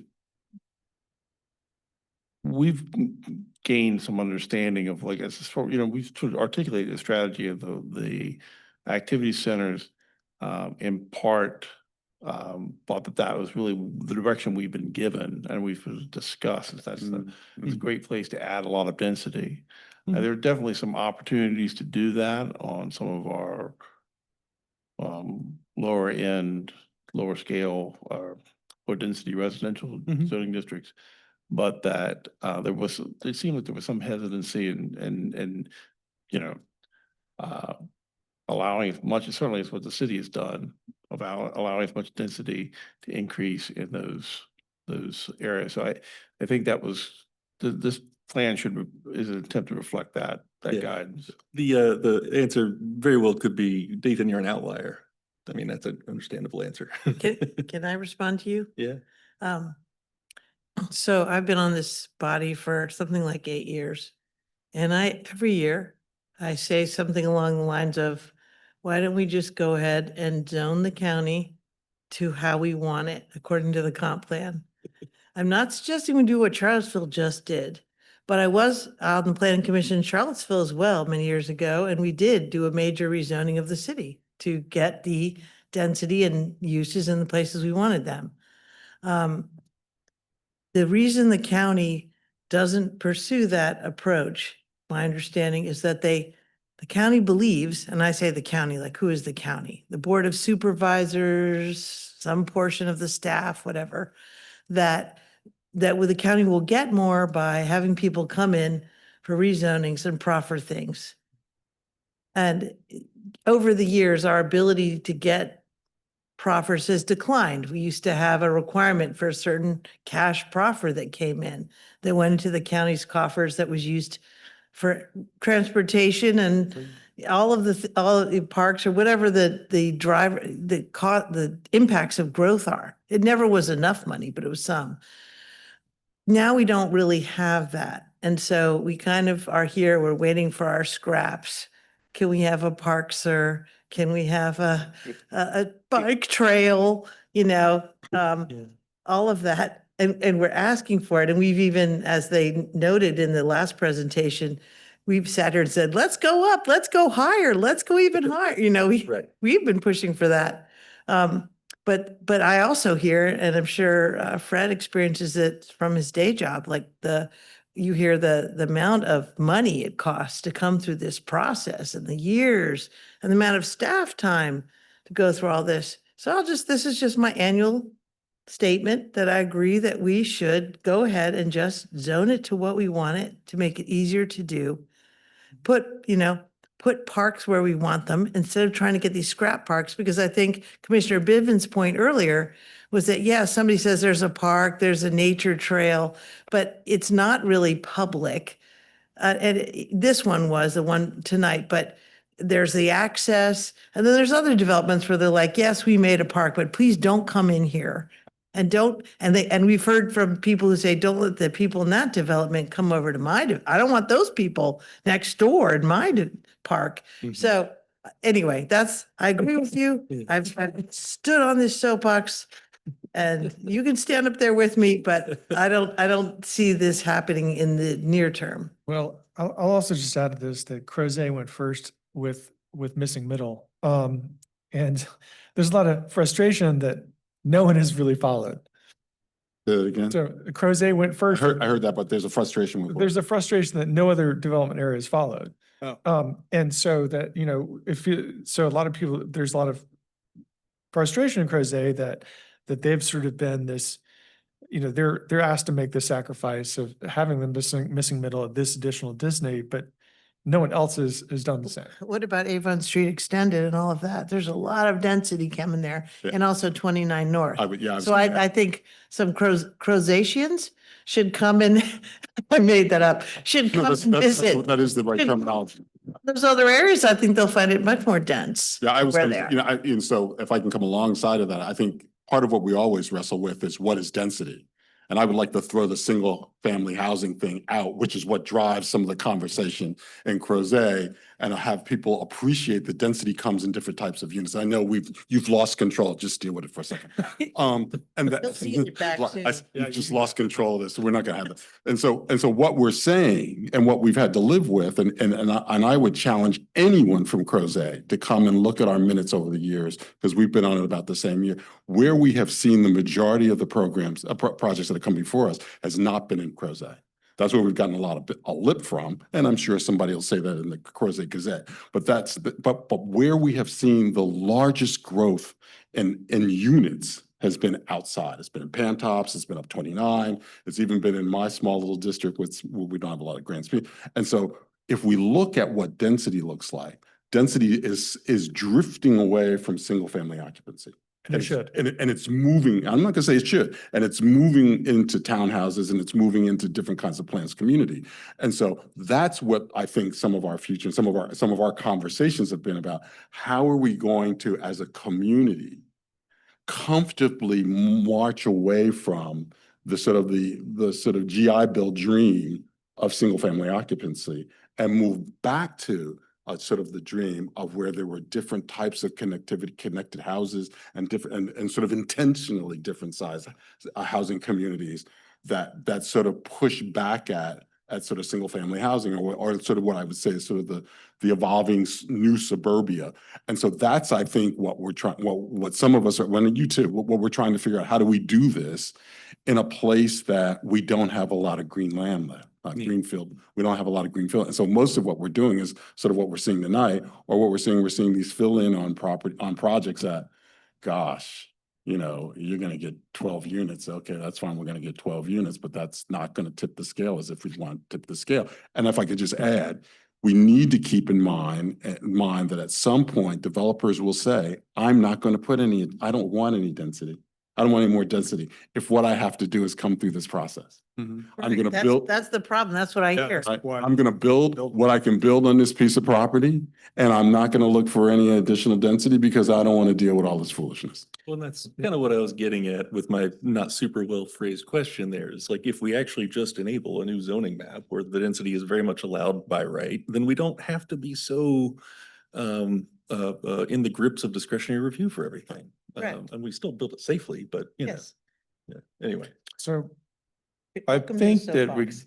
may I? He's trying to pull us back. He's Bring it trying to over. pull us back. Please. At least at this point, the third one, I think regardless of whether or not we elect a comprehensive rezone the community or not, I think one of the things we try to do with this comprehensive plan is, and I've forgotten the numbers, but we had something like 50 centers before. Yeah. And Yeah. we significantly reduced that. And moreover, we've tried to put them in a hierarchy where you have, the higher tier regional, which is only 5 of those, and then more of the community. And I think regardless of how you might color in a new map, I think the idea of trying to have some centers that are some places you can really make walkable and then start building walkability out from there potentially. And, to realize what the community's vision is, it's always been to have something very urbane and walkable and have something there. And what this thing is about is creating it there. yeah, so Thank you. And The are we one thing doing I- comments at the oh. end for the content, or are we doing them section by section? I think, well, if it's up to, okay, I guess it's up. Why don't we just wait till the end and let's just do kind of individual comments on each one of these, and then we'll come back. If Is there, that all right? I'm happy to answer any questions as we go Yeah, along, but maybe But maybe comments. the bigger comments towards the end. Is that all right? I mean, I would just sort of come alongside. So, you know, this focus on activity centers, let's sort of keep in mind two things. The quickest and the fastest growing demography here is over 55. Mhm. 15-minute walkables is not relevant to that population. Those are people who are not going to, at some point, walk 15 minutes for a whole host of reasons. And so when I keep hearing about these walkable cities, I say, you need to think about what the population looks like here. Now, I also know that we also have some drivers that sort of scary when they drive, but that's a whole different conversation that we can have at some point. But this whole idea that we're going to pivot to sort of these sort of, you know, the great urban centers that have 15-minute walkable, the new urban, the new, what is it? The new urban, there's some, yeah, new urbanism, that everything needs to be within 15 minutes. We can't do that here. We don't have a population that will walk 15 minutes. And I live in a very dense area, and I don't see people who look like, who are older than me, age-wise, who are walking anywhere. And so, Come down to my neighborhood. I know, well, yeah, and that's even. These old people walking down the road, no sidewalks. I with their know, dogs. that happens, yeah, that happens on my road, because we don't have sidewalks either, but. Any more questions or comments on this particular big We move? won't talk about that, but that, I mean, that's. Keeping it just on this one. Yeah, Before, then we can bigger picture later. I just had one comment on this one, which was that, you know, the emphasis here is on activity centers. You did mention elsewhere the importance of addressing the areas with that were called overparks that really, but I think that should be more explicitly in here because the activity centers don't necessarily line up with those areas of excessive parking No, they within don't. development area, particularly on 29. And I think I think those should be a very high priority in terms of, you know, in terms of redevelopment and providing incentives to get those places transformed into different spaces. Thank you. We've been talking about that as we talk about our future area planning process as well, and that's for another conversation. Moving on to 4, these next 2 are really economic development related. This 4th one is about supporting agricultural and forestry uses in the rural area. This is really directly from the economic development strategic plan that you heard about a month ago, I think. You know, the focus is to maintain agricultural and forest business and while also protecting environmentally sensitive areas. So an issue that I have with this is a lot of the other ones are much more specific with measurable goals and, you know, and very clear pathways to get from A to B. And this one doesn't seem to have that. And so I feel like that instead of number 4, I've long felt that what we need is a rural area plan. And that's really what this should say, because I think They say we're getting one. they say we're good, After. but so. We are. So Yeah, we should, later. so this should be about the rural area plan really, and the development of that and thinking comprehensively. And I think, you know, there are objective goals that we could have when we talk later about metrics, but you know, like, you know, how good are, you know, how many of our local products from agriculture are making their way to market? You know, how are we doing in terms of our farmers market spaces? You know, like you know, or do we have adequate access to local food within, you know, our activity centers? I mean, I think that's a Yeah, good. there's a lot you could do with this. And I would also say, are we also increasing, if we know one of the things that the USDA census that we've looked at, if we've seen a dramatic decrease in family farms, or farms below a certain size. So if one of the things we're trying to do, if we're trying to support is, and this is not my decision, but this is the decision that I would like to have somebody to reflect on, is this someplace where we're going to look at enhancing or paying attention to the small farmer? Because that's the area that I think, if we look at a common good, that feels like a common good as opposed to a corporate farmer, you know, instead of the large corporate farmers, Right. which I don't necessarily know that how I would feel about county dollars going to that. Yeah, and for a while, full disclosure, I worked for the health system. But so one of the nice things the UVA health system was doing for a while, and I think they still are, is they had their cafeteria was intentionally purchasing products from local farmers and offering them in the cafeteria. And that's the kind of program I think that really matters. It's not the big hay fields, it's whether someone's growing a fresh vegetable that makes it on someone's plate in Albemarle County, or that makes it in a product that's actually sold. And so I just think that we need more measurable, objective goals in this, and even when we're talking about, and also in terms of protect environmentally sensitive areas, we can, when we have a working GIS again, do things like measure stream buffers. Like how many do we have metrics on how many streams are lacking buffers? Has that increased or has that declined? How is our forest cover, changed from the last time we did a land cover analysis to the current time we did a land cover analysis? We have a list of rare species in Albemarle County and rare habitats. How many of those have been lost? So I think I just feel like there's more work that could really be done on this to make this more objective and measurable. As we're talking through this kind of thing, I think one of the questions, we can kind of address the questions too, as we're going. The one is, are we capturing all of the big moves, right? Are they the appropriate ones? Are we capturing them? What we've been Right. talking about a little bit is how can we enhance these big moves a little bit with some narratives and some tweets and some bigger vision. So I'd keep in the back of our minds, are there other big moves, if that's fair, that are Absolutely. missing, and is one of them? Sounds like everything we're talking about sort of fits under these, but if there's some that poke out, then we should talk about it. Yeah, I don't have, maybe at the end, Yeah. we'll address any of the ones that are just totally not there. I think Perfect. with number 4, I think, hearing some of what my colleagues are saying, and when I read this one, and this is really just within the number 4 that exists, to your point, it did read kind of like, just kind of keep doing more of the same, which is, perfectly valid thing to put into a plan. I just don't know if that's sort of the bold step we want. I do think I probably would have a different framing on that than Commissioner Murray. While I do think there are things we can do to actually support an agricultural economy, we don't have a vibrant agricultural economy. We have some successful farms, but our average farm in this county loses $16,000 a year.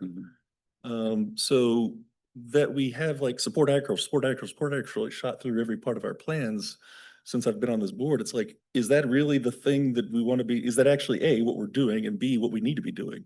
And I don't know, the answer is yes.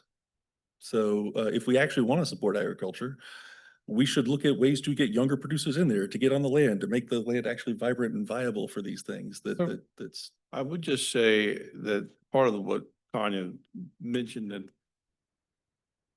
underline again, is that, the economic development plan that is, sort of undergirding a lot of this particular one. One of the 3 big moves they're really trying to do there, not to overuse that word, but one was this biotechnology. The other one is related to some of the defense industry, especially the stuff of urbanization. And then the third was talking about agricultural. And I guess as their analysis has gone through on that thing, that there is a lot of potential value in our state, in our county, to leverage agriculture. And that can be some of the most traditional stuff, as well as some of the stuff that you might think of with wineries and other related industries like that. I don't want to make a distinction between the two, but I think sometimes people think of it all as farming as growing vegetables. And so I think that that's one of the big pushes that's coming out, and that's part of what we're talking about here. I guess it's tricky because we're not working on the economic plan, this body. That it's being done With the above our, board, pay as the grade, board's working, honestly. we brought it to you all to talk about it. Yeah. Yeah, but actually, that is the point that I think the public's confused about. Right. The economic development plan Yes. or comp plan, the comp plan for that is not coming before us. I mean, it did come before us as an FYI, but we're not Then passing. it was a Very Right, high level right, that but- was being developed. Right. It was not given to us as, here is a plan, what do you think? Right, that's Like, not, that's, we're starting this journey. Right. Here's some broad thing. right. Yeah. And so I want to be really clear That's that it. that's not what the planning commission is not involved with is not the driver not of the been economic, requested. of the economic Give our development input on plan, this. which I think we've received some emails about that, and we've also had tonight some public comment about that. If we are, that's news to me, because I don't feel that I've got the body of information to be able to do that effectively. I do have the body of information to observe and to comment on it, but I'm not gonna drive a plan the way we've been driving this. Well, I would, of course, we've got the comprehensive planning effort we're under right now started more than 3 years ago. We're working to, bring that to a close. The comprehensive review of the economic strategy sort of has happened in the latter portion of this effort with the comprehensive plan. And they're still working on it now. We recognize that. We recognize that as part of that chapter on thriving economy, that a lot of it's going to be based on results of this. But I would say, in a couple of years from now, let me just pull out something. The fire department's going to be working on some new standards or something else they'll be doing on a plan. And hopefully parts of that will get wrapped back into the comprehensive plan. We reference those things now. I mean, there's, in a county government where you've got all these different things that you're doing as an organization, to stop, wait for things to catch up, you'll never get anything done. So we're trying to wrap up this. Yeah, particular and part now. Mr. Barnes, that's not what I'm suggesting. I'm not suggesting we should stop. I'm basically trying to sort of put some fencing around what we're doing so that the public understands that the fencing, that the economic development plan is not going to leach into what the planning commission is doing. That's, as my colleague said, that's at a different pay grade. We've commented on it, we've seen it. Yeah. But it is not our responsibility. Well, I think when you get to the next move, we'll talk a little bit about this as well, right? Because the next move is about economic development. Yeah, but And it says right in there, providing the best environment for diverse economic activity requires the implementation of a long-term and short-term strategies. So essentially, to your point, what I think we're working on here is helping to create a framework for economic development. So part of, and I agree with you, and part of that is how does the development mechanism send the appropriate signals to resource owners? So that I'm sorry. resource owners, so to developers and to Yeah, yeah. investors. Yeah. So that when they come through this whole process. Right. Because that's really so land is about economic development. It's about money. Yep. One way or another. We view it through the lens of housing, we view it through the lens of factories but it's really about money. Developed land generates some sort of income. Mhm. And so part of what we're also asking about when we look at this comp plan is to put in place those signals so that outsiders can read the plan and make a decision on whether or not they want to invest here, or have some sense of how long it's going to take them to get from an idea to a certificate of occupancy. That's the connection. Yep. That to me is what 100%. we're trying to do here. And I know people want to say, no, it's my house. And yeah, it's your house, but it's really how much you're going to sell your house for at the end of the day.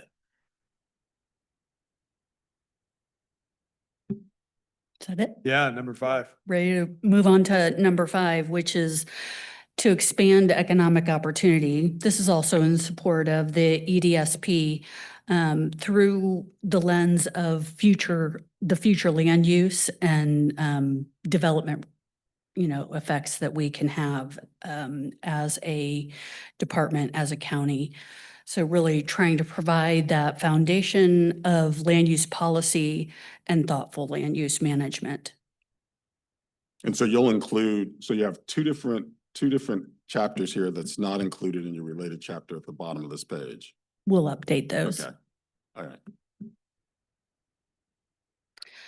Last one is about mitigating and preparing for the impacts of climate change to protect public health, safety, and quality of life. We can reduce local greenhouse emissions. Our natural systems can offer high-impact climate protection, and we can proactively invest in infrastructure upgrades. But here we don't talk about climate migrants.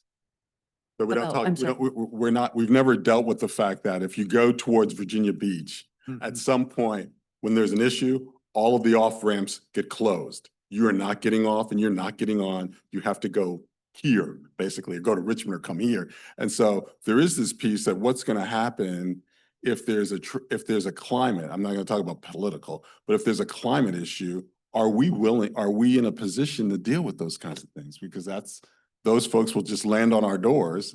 And that's, what's this community going to do about that kind of stuff? Or think about it. I'm not saying that we have to have it a piece of paper, but is there thinking along those people who deal with emergencies, how we handle climate migration, which could happen. I'd It argue is, it's already it is happening. Yeah. Yeah. Happening. Thank you for saying that. Yeah. So, I mean, I think the other thing too is, since my time on the planning commission, we had a campground come before us that had campsites. They're right along the water. Yeah. And we acknowledged, among us that was a risky thing to do, to have those campsites. We ended up approving additional more campsites there. Twice now, they've had to have some really serious rescue operations for people that were that were about to be washed down the river. And so, as we look at what happened in Texas, and we think about, what are appropriate places for various activities, we may want to start taking a step back and thinking more sensitively about, what kind of uses we allow, or even want to encourage to move away from the banks of rivers. Or fires. While we have had those two flood incidents, what we've really been threatened by, and I think that the threat is even higher, perhaps not today, is the fact that we live in a place that you have forest fires. And it's hard to get to some of those places that have forests that they're subject to burning today. It's just hard to get there. Yeah, there's a forest in Ivy that forest is burned twice. Yep, Now, that's right. and I've seen, but as I've said before, I hope that we give serious thought to a fire risk overlay, that we can map out the places that we know There is a fire ignition density map that I sent to the Board of Supervisors Yeah. about 5 years ago. Yeah. It exists. Yeah, it does exist. But that's just sort of thinking about, it's not that there are both lifestyle changes that we are also thinking about as we're also trying how to mitigate these changes. So there's lifestyle changes that I think many of us have been concerned about. One thing I just made me think of this, and you were talking about related chapters, related guiding principle, how that's listed down below here. I wonder if there's something where you could talk to related partnerships of some kind. Like who else is doing this in the area? How could that? So climate action plan is one of the related, but are there partnerships with the city and the county?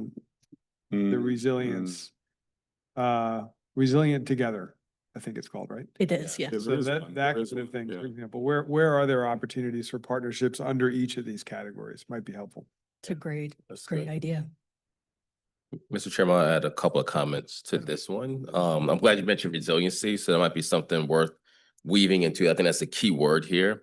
And also just taking an additional holistic view of this, right? So it's more than just greenhouse emissions. What we're seeing now is a more holistic approach. We're looking at carbon, we're looking at the materials people are specifying. I understand the Planning Commission can't dictate that, but how do we start to shape a culture where that's just who we are, right? We're a circular economy, right? So taking a look at that, as well as I jotted down regenerative design, which is like just looking at your project more holistically. It's doing the community better, right? Better than what you found it, right? So just that kind of mindset, trying to push for better site design, better building design within our limits as a PC, but how do these policies and documents start to guide that conversation? So that was the one thing I jotted down for this. Thank you. My only comment on this is just that while I do appreciate, greenhouse gas emissions and natural systems as forms of resilience and sort of making ourselves more ready for it, I think that that infrastructure upgrade, that investment in actually like explicitly prep activities. I would put that, I mean, not that these bullet points are in order, but that one's the highest in my mind. You know, I think, like I've said before, it's like we could have zero emissions on all of our vehicles and buildings and still not be ready. So I want to make sure we're focused on being ready. Well, I think the big thing is that there are these corollaries. People always think about climate change as the big, well, we can't change the global temperature with anything we're doing in Albemarle County, but a lot of the same things that we need to address the increasing temperature also have effect on things like the heat island effect that affects our local communities. The things that, we can't stop massive storms that are increasing, but we certainly can keep people from building floodplains. Yes, we can. And our county is pretty progressive in that respect. Yeah. All right. All Roland? right. So moving on from the actual big moves to tracking and reporting. We've been discussing internally with our leadership exactly what we will track and how we will track it. This gets into the metrics. We've settled on tracking progress on the big moves that we just talked about. And we have started to articulate specific metrics that'll paint a complete picture of the progress that we're making. Our definition of a metric is really showing trends and patterns, not necessarily establishing a target or goal. Those will be established as part of the strategic plan effort.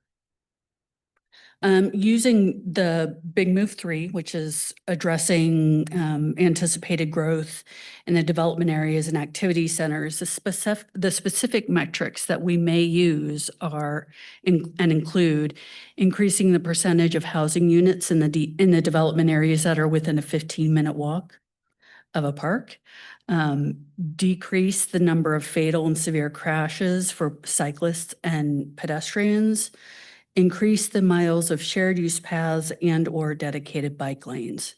Those are just examples. As I mentioned, internally, we're looking at the metrics that we have data for that's easily accessible and analyzed. And these metrics will be reported as part of the PC's annual planning report, along with activities that we are accomplishing as part of the implementation. We do have a development areas report that is detailed in the growth management policy or part 2. I'm just going to do a quick overview of that one just so you can see what that report might look like. We've called for it to be done every 5 years at a minimum. Board of Supervisors can always request it more frequently. But just for a taste, this is an evaluation of specifically transportation, the level of service, our existing safety issues, and taking stock of the planned projects. For example, for environmental stewardship, an assessment of our critical resources, water and sewer, the feasibility of service. So these are all things that we would evaluate every 5 years. There's a whole list of these factors in that part 2 that you can take a look at. Before you go on, can I just, maybe you're going to get to this, but if you go back one more slide. One more? Yeah, please. So we've got the tracking, right? We've got the metrics piece. We've got the reporting. This is how we did. Do we have the action plan for the outcome of the reporting? Like, for example, then reassess or then implement change, or what's the next step? Like How do the you close the metrics loop? You want sort of, how do you close the loop? Yeah, how do You wanna you- close- be stable or increasing, Right. then Right. are we doing an adaptive management approach? You know? I like that. Adaptive Yeah. management. We need an adaptive management. Yeah, I'm, to the extent that in 5 years from now, when we're getting ready to start a comprehensive plan again, and we're reevaluating it, I think that's when we're like, hey, here are our trend lines. I think that's when our opportunity is to check and see how the comprehensive plan is meeting those, and then the actions we've taken. over the previous 5 years? Have they worked? What do we need to be doing more important? I think that's. You could yeah. have some interim benchmarks, Yeah, too, there you though. I mean, our county won a planning award for the metrics that were developed to track the last comp plan. I think maybe there's an opportunity, if you're tracking and you're reporting, then there's an opportunity to reassess potentially. I don't know what level that would Don't have be to or. wait 5 years, but there could be some interim Yeah, benchmarks. Exactly. Hey, this trend is going in the wrong direction. We don't have to wait Yeah. 5 years to be like, whoops. Yeah, and I think maybe, I don't know, I mean, there may be some ongoing reassessment that might help inform work that's ongoing, like that's in the works. The budget will drive a lot of this. Yeah, that's Yeah. You true. know, I hate to bring it down to such a crass number, but Resources. budget's gonna drive this. And for instance, if you go one slide ahead. So under the transportation, given that we're about to embark in this, I think it's called a regional transit society. Authority. Yeah, authority. Thank you, thank you. That one would hope that anything that does, this is the whole idea, we're using the leverages. So we have these agencies and the partner agencies that the chair was talking about. How are the work of those partner agencies flowing into the realization of our comp plan? So one would hope that with the regional transportation Authority. thank you. It'll take 5 times before I sort of sets in there, thank you. Authority, that the things that come out of that should hopefully help us determine what are we applying our dollars to? And so it's there and there's a whole host of things. There's a regional housing thing that I think we're also part of. I think there's that, yeah, and then there are a couple of places. It'll depend on how some of the administration falls out, but there are a number of things which we're partners in that would inform a lot of this work. Or that would be part of how we would manage and be able to declare what this work is. That's really what I want to say. Yeah. Thank you. All right, so looking at how AC 44 relates to the strategic plan, we've been working very closely with Gabe and Christy in our Office of Performance and Strategic Planning to coordinate and determine how AC 44 and the strategic plan relate to one another. First, the big moves that we establish can inform the goals and objectives of the next strategic plan that we know will be updated in the coming years, and the next 5 years of the capital improvement plan and county budget. Second, we worked with Gabe to update the names of topics and definitions, so we're using the same nomenclature in both documents, and the connections across the documents are clear.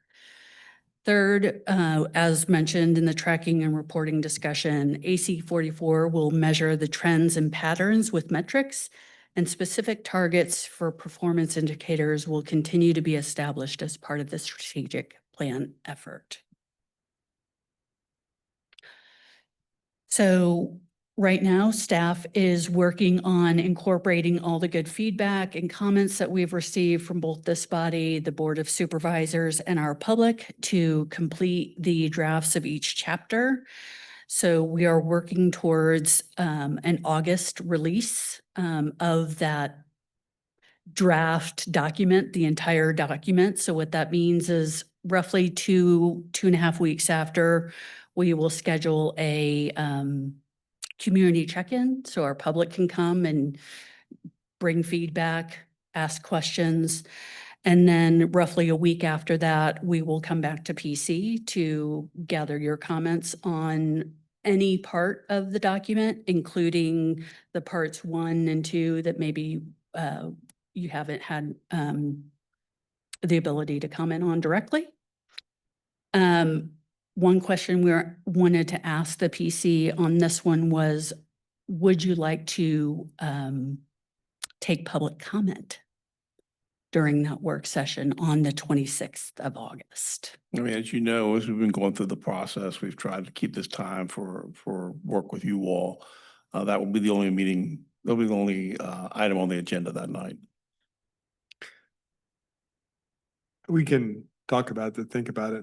Okay. Right? Yeah. I mean, I Of course. think it's a logistical thing. We can, it's not that I mean, I've always welcomed public comment and transparency. I guess I'm just thinking about logistically, would we do it at the beginning like we did tonight, Mhm. where folks can comment on items not on the agenda, you know, non-related to public, that are not related to public hearings. And maybe that's an opportunity to do that, but we'll talk I through. know sometimes the board has limited the amount of time. for Yeah. it, Because like I would hate to be here and it's like 10 o'clock at night and now we get to start discussion. Yeah, I think the challenge, Agree. and there's a couple things, I'm sorry, didn't mean to Yeah, that's cut you it. off. I think, I mean, this is me, I think we hear a lot about the need for transparency, and I find that I think myself included, it's easy to often forget the work that's already been done Thank you. under the Good heading point. of community engagement. Yeah. And just because you managed to miss a few doesn't mean you weren't asked to attend. So I think whatever we do and however we do this with the community, it's important to begin with some sort of a summary, just a reminder, in my opinion, of what the county has done in terms of engagement and transparency, so that it, you know, I think, yeah, I'll just stop there. And can I come along the chair on that? And so we have these CACs. Yeah. You know, and the CACs actually can be a place that you can invite numbers to. I know you made but that's a place, because we haven't, we haven't had, let me rephrase this. We often hear from the same voices Yep. in this room. And those voices always claim that they haven't had an opportunity to say anything. Be that true or not true. I'm not going to dispute that. But if it was possible to use the smaller gathering of a CAC, which is local and which has a closer tangency to the communities, that people may not be able to come here, but they can go to one of those. I think that being able to lift that up to say that we actually, part of our community check-in was that we went to the CACs, which is what they were built for. They're built to be able to be that community, that communication network back to the supervisors about a whole host of things, and so I think that's a way of not having to burden you with a bunch of other public stuff, and to use the structures that we have in place. Yeah, just They to don't- mention They that. only cover the development areas. I understand. That's what I was gonna say. And that's why I think you could do something about the rural things. Look, we can follow up later on. I just, the idea was, we want to make sure that there's been significant public outreach, this effort. Yeah, I And regret in it many all. respects, I think it hopefully reflects much of what we've heard. in the Yeah. Community. It was just making sure that you all, as these deliberative bodies, making sure we're checking in with you Mhm. on, and this is our game plan that we're proposing, and just making sure that you're okay with that. So that we're trying to do. Yeah, it's also interesting to think about. I mean, it's the full document work session, right? Correct. So you're going to get comments on certain sections of the document that people had already maybe made comments on, that just for whatever good reasons made it or didn't make it into the final document. So it's, I don't know, we'll think through how to. And Yeah. there will be the formal public hearing. That. I'm sorry. I'm so sorry. I talked over you. No. There will be the formal public hearing before we adopt. Yeah. too. So there's another opportunity. Right. Cool. Sorry, Karen, go ahead. I was just saying, if we were waiting till the end, we have comments. still Yeah, on the I don't know if string we're that- at the end yet, though, are we? No. Pretty darn close. Um, You're close to the end. Get those comments ready. Bubble them up. So you'll will get that opportunity on August 26th. We're still zeroing in and finalizing the date for the board. This will happen early September. And then we move into the full document public hearing. We'll make our final round of edits and bring the revised document to PC September 23rd, hopefully earning that recommendation for adoption from the commission, and then moving on to the board for adoption on October 15th. So the end is soon. The end is not. The end is nigh, thank you. We often have this slide up as a reminder for public and our audience that we have performed a lot of engagement as part of this process. And all of those resources are available on our website. We will be creating a phase 4 section soon, and this is also a place where you can sign up for emails and newsletters as we are able to draft them. This is the last slide. This is really just bringing up those 2 questions that we'd like for you to discuss and give us feedback on. Before I turn it over to the commission for discussion, I'm going to ask Mr. Barnes to talk a little bit more about the comprehensive plan amendments process. Yeah, this is I don't want to make more out of this than need be. 2018, the county made a decision that amendments to the comprehensive plan, or amendments, more importantly, the future land use map, were something that would previously have been allowed for private sector entities to recommend to do a comprehensive plan, future land use map amendment.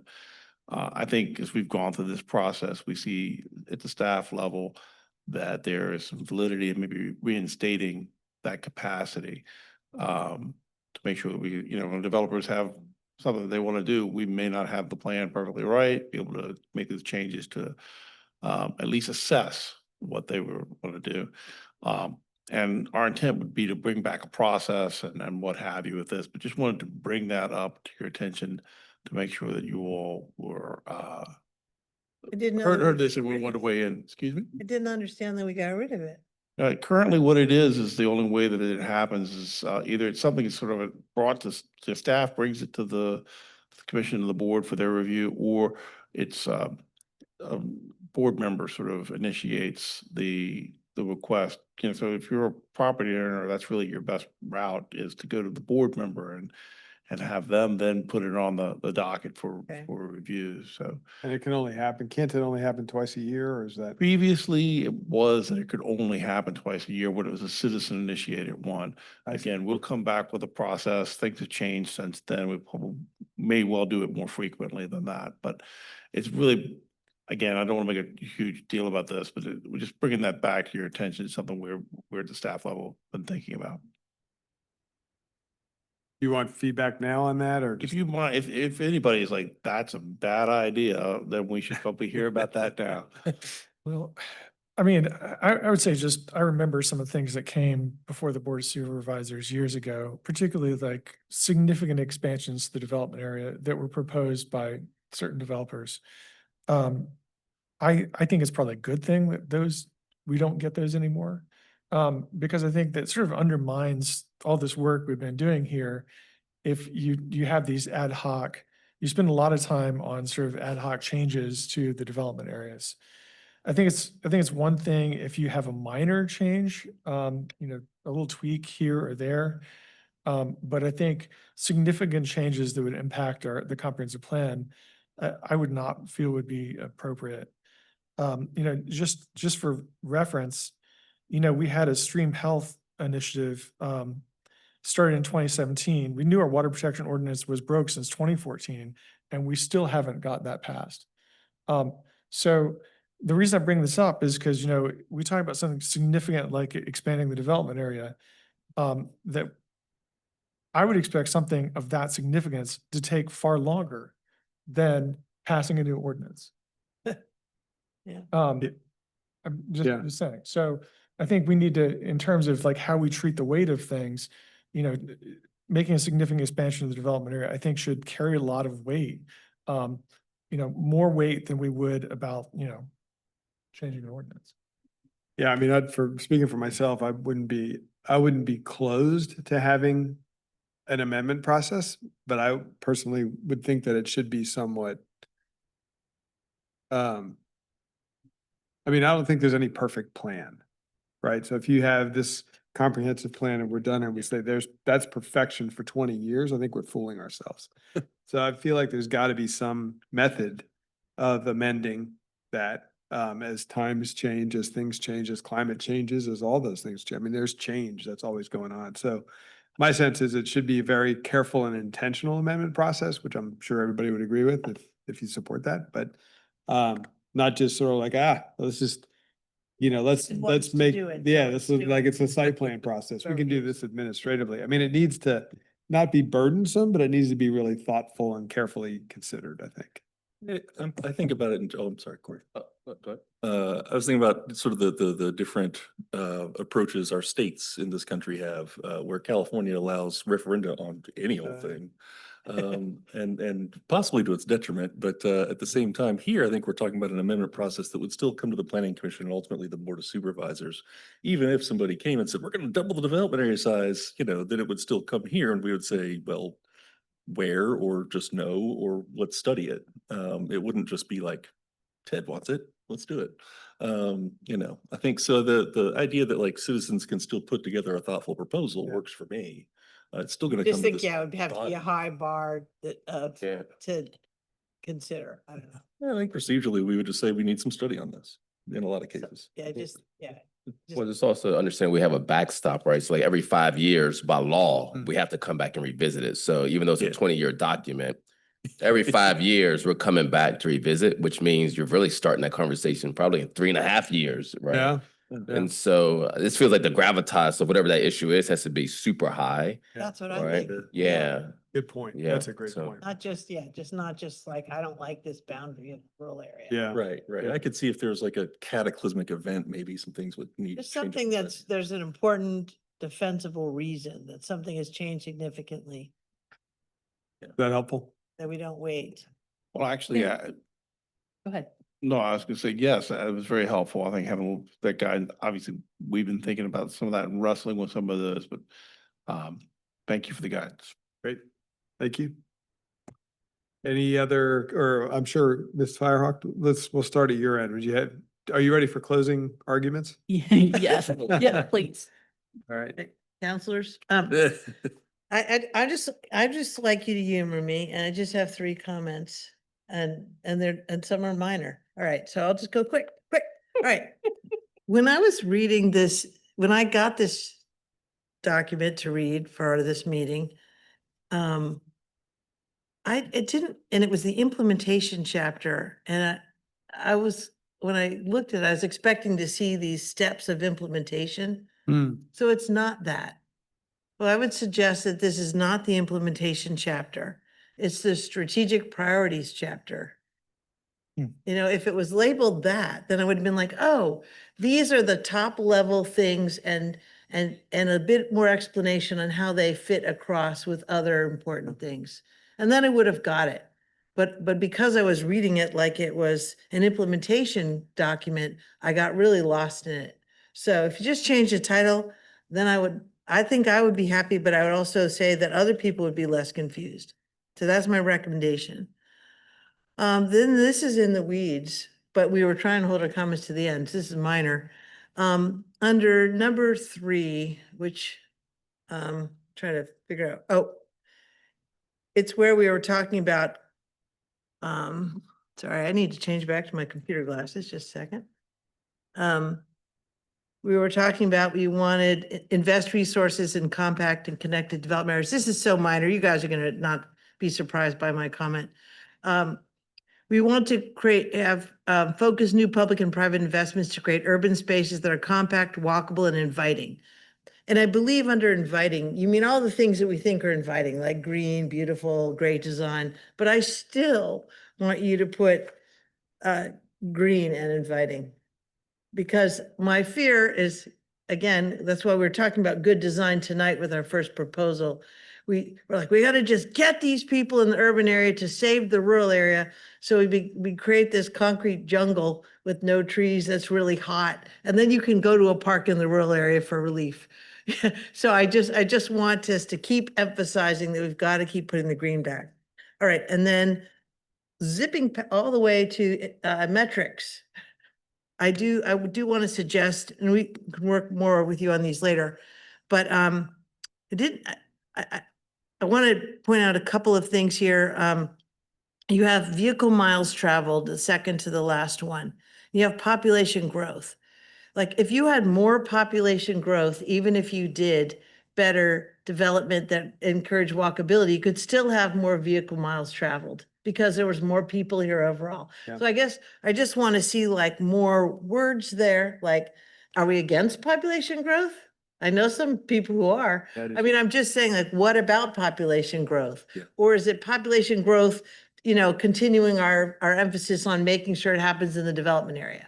So I just think that, I'm sure you were gonna have more words here, but like just saying population growth, good or bad, where, you know, what is it about that? And vehicle miles traveled, I assume you want to reduce them and, you know, all that stuff. Per capita vehicle miles Yeah. traveled might be more. Yeah, what you're something getting like at. that. Yeah. So let's get, I guess we need to see some of the nuances. Brevity. In lieu of brevity, you'd like just I- a few I'm more, just just per my word. days writing metrics, so I'm a nerd and that's like what I get excited by. But yes, I understand brevity. And then really quick, I would like to propose some other metrics and I don't have them written out. They're brief. But we have a map of our important forest blocks in the county. We didn't just say the rural area blah, we have actually modeled the most important habitats. So maybe one of the metrics is percentage of protected habitat cores or forest blocks, whatever you want to call them. And then going to the urban side, and this would require us to do a little mapping, but it's not that hard to do. Percentage of tree canopy in the development areas. That's another example. Like, again, if we're talking about we don't want to be hot and we want to deal with climate resiliency, it's not just reducing greenhouse gas emissions. We can plant these big things that are leafy and sequester carbon and make our lives more pleasant. So percentage of tree, because I don't want to see the development area become just no green, right? And then I don't want Julian to get overexcited, but I know acres of parkland per capita. There are great metrics by the Trust for Public Lands. They already have studied this to death. And, you know, there, Top lots and dog yeah. lots. Yeah, a lot more dog parks and tot lots. You know, I think we need more of them. I'm sure somebody will quote me on that. Everyone, you have to listen to all the past planning commissions. And I'll join you. Hey, Commissioner Fire and Commissioner Bivens, they want more top lots. yeah, right. Yes, in developments that are intended, like tot lots for young singles in development.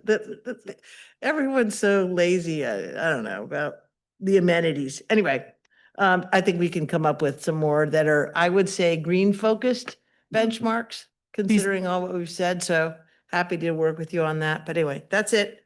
The end. Awesome. Commissioner Moore? I do. And I want to start off, first of all, just, you know, I know I get up here and ask weird questions and poke sometimes, but I do appreciate the synthesis here that we've got in front of us and the thought that's gone into it. There are 6 good ones here. I think as far as big moves go, they're all good moves, as far as big moves. They address, you know, I think about kind of like what are our core human needs, right? What do people need to sort of lead these free and flourishing, thriving lives? And the 6 we've got here address, I think, 2 of the 4 areas very well. Physical safety, and that's kind of the future of physical safety as well. And also economic security. You know, we're talking about housing, shelter, jobs, that kind of thing. The other 2 really core human needs, though, which we often think of just in the private sphere, are actually very much supported by public infrastructure. One of those is the need for belonging, to be heard, to be understood, to be part of a social fabric. And the other is to experience beauty and transcendence, particularly in the company of others. And I think there's no big move here that I see really addressing those kind of social health, social fabric things. And for me, the shorthand I sometimes use is arts and parks. Not any old park, because I get really tired of donated land where all we're doing with it is trails that are essentially individual activities, but parks where social gatherings are Right. encouraged and Yeah. happen. Community Positive building stuff, yeah, places. community building places, yeah. It's a little bit tiny reference and maybe 1 or 2 of the others, but I do feel like that strengthening the social fabric and the cultural life of our community would do us very well to make that an actual point of focus. And I say that with just seeing the fraying of social connections and the depression and loneliness that follows endemically around the country. Knowing that we can do better here and make this a place where we're a model. Within a couple of the others, I think probably, I already kind of flapped my lips about some of the others. I think the number 2 and 5, both, where we're talking about affordable housing access and options and also economic opportunity. In both of those cases, so much of this, and I understand why, so much of this is kind of really about sort of making new zoning or land use or regulation changes in order for private developers or economic investors to do their thing. I do think we really are gonna, and we talked about this some earlier this meeting, that public investment in housing, public Yes. investment in economic development is really going to be key. It will not happen the way we want if it's just by managing land use. And I think, that can take a number of forms, but I think somehow including that, like, considering robust public investment as part of our descriptions feels like the right path to me. Thank you. Great. Mr. Claiborne? Thank you, Mr. Chairman, and to staff, thank you for all the work, just to echo my fellow commissioners here. Starting with question one, did we get the big moves right? I think overall, yes, without a doubt. The one thing that caught my attention was like this whole process, we kind of used two lenses to have all of our discussions. One was climate, and the other was equity. I think climate, you were pretty bold on, that was canon number 6, if I recall correctly. Equity, I don't say anything, right? It's kind of implied, but I think that's a moment to be explicit unless there's some reason I don't know about to not be. So I would flag that. The guiding principles, which was another one, I think if I remember the icon, it was, climate resilient, climate and equity, and it had the circular radial graphic around it with the 4 guiding principles. And I jotted those down: green and resilient, welcoming and equitable, connected and accessible, thriving and prosperous. I would just recommend that the vocabulary you use in those 6 big moves, let there be no misunderstanding where they fit within those 4 guiding principles. Like, I shouldn't have to guess, right? And so just making sure it's holistic, right? And this is the first time I've actually had a chance to look at it holistically. We've been talking about it in these little silos over the Yeah. course of a couple of years. But now that we have a chance to zoom out, let's just make sure that there's this tapestry, this thread that kind of ties everything together there. The other thing I jotted down, and maybe it's a rhetorical question for tonight, so I don't feel pressured to answer, but 250 steps or actions over 9 disciplines. Woo! Is that too many, right? This is a rhetorical question. Is that an opportunity to go back and look? Do we need all of those? Or are there moments to consolidate, or knowing that you have to prioritize, or there's some that just, they just don't need to make the cut this time around, right? But I don't know what that magic number is, but 250 was just a flag to me. And then the last thing I jotted down was just thinking about the amount of community engagement that was done, and I applaud those efforts. If you look at the actual number of people touched, I don't know if the juice is worth the squeeze. And so I wonder, is there a strategy that's like a rolling clock strategy? So annually, I don't know, maybe you send out 2 questions every 5 months and get people to answer them. And at the end of the next 5 years, you've collected a lot of data from many, many touch points instead of waiting until it's time to jump on a comp plan. Maybe it's just a rolling kind of thing that happens in these intervals where, like I said, pulse surveys or showing up at, Giant and, trying to get input there, knowing that'll be stored in the bank for the next time around. I think I've covered everything else. So yep, that was it. So. Great comments. Yeah, just, Sorry? so first, just to repeat again, you heard some of the metrics that I spoke about. I agree with Karen completely. We need some more metrics to measure our environmental services. I think things, as I said, things like stream buffers. I think also just that general, the more I think about that whole section, it's very, focused exclusively on ag, and maybe ag does deserve its own big move section. But I could almost see, either making that broader into a rural area economic section, or breaking that into more than one big move to encompass both the environmental services of the rural area, but also things like tourism. And we've talked about the rural recreation economy. I don't know if I mentioned this before, but when after I ran the Blue Ridge Marathon, they sent out a race report that, among other things, included the economic impact of the race, which they calculated to be 1.7 million. Why don't we do stuff like that? Like, why don't we send, when we have outdoor activities, when we're doing things like big events, why why am I not getting an economic report that says that we just generated 1.7 million? So I think we can do better, as far as that goes. I think in terms of the discussion about parks and, I think really, I know it's called for in the comprehensive plan to have a new needs assessment. So I think that the best metric is to measure how well we are matching against that needs assessment. So if the greatest desire is community gathering places, are we achieving, according to that needs assessment, are we achieving the right amount of community gathering spaces? So.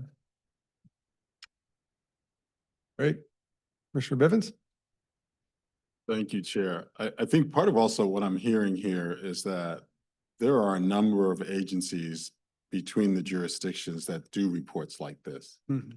But I don't necessarily know that it's sort of would be assumed that we would receive that information. But I could point you to where that information is. And so the conversation I think comes down as you move forward is sort of what does the work of the Planning Commission look like after you do the comp plan? Because the comp plan's been a bunch of our, as consumed a lot of our effort. Of which, what will that effort look like in a post-comp plan time? And I'm not trying to describe what that looks like, but I'm just saying, I think that's, you're gonna miss the comp plan next year. And so what is gonna inform the work of the Planning Commission? And I'll let, that's something for you all to do. The rural area plan. That's one. In fact, I was gonna suggest, I have a couple of inserts and I can send some of my other things to you. But there's some things like, you're starting off, and I think if we call it what Commissioner Fowler had called sort of that sort of second paragraph after voluntary measures, where we start developers. Well, I think we really should say things like real estate developers, so that because again, some of the terms that we have in here is inside baseball. And this is not a document that I believe planning commissioners are gonna, you may internalize it, but I don't necessarily know that you're gonna need to feed off of it on a daily basis. And for instance, when we go to page 3, when you talk about, I would put planning before the districts because that's what they are. When you say district, what's a district? So let's do things like call it a planning district. But then that puts it that sort of like then gives us immediate attention to form-based code is not a district. It's how a district will be regulated.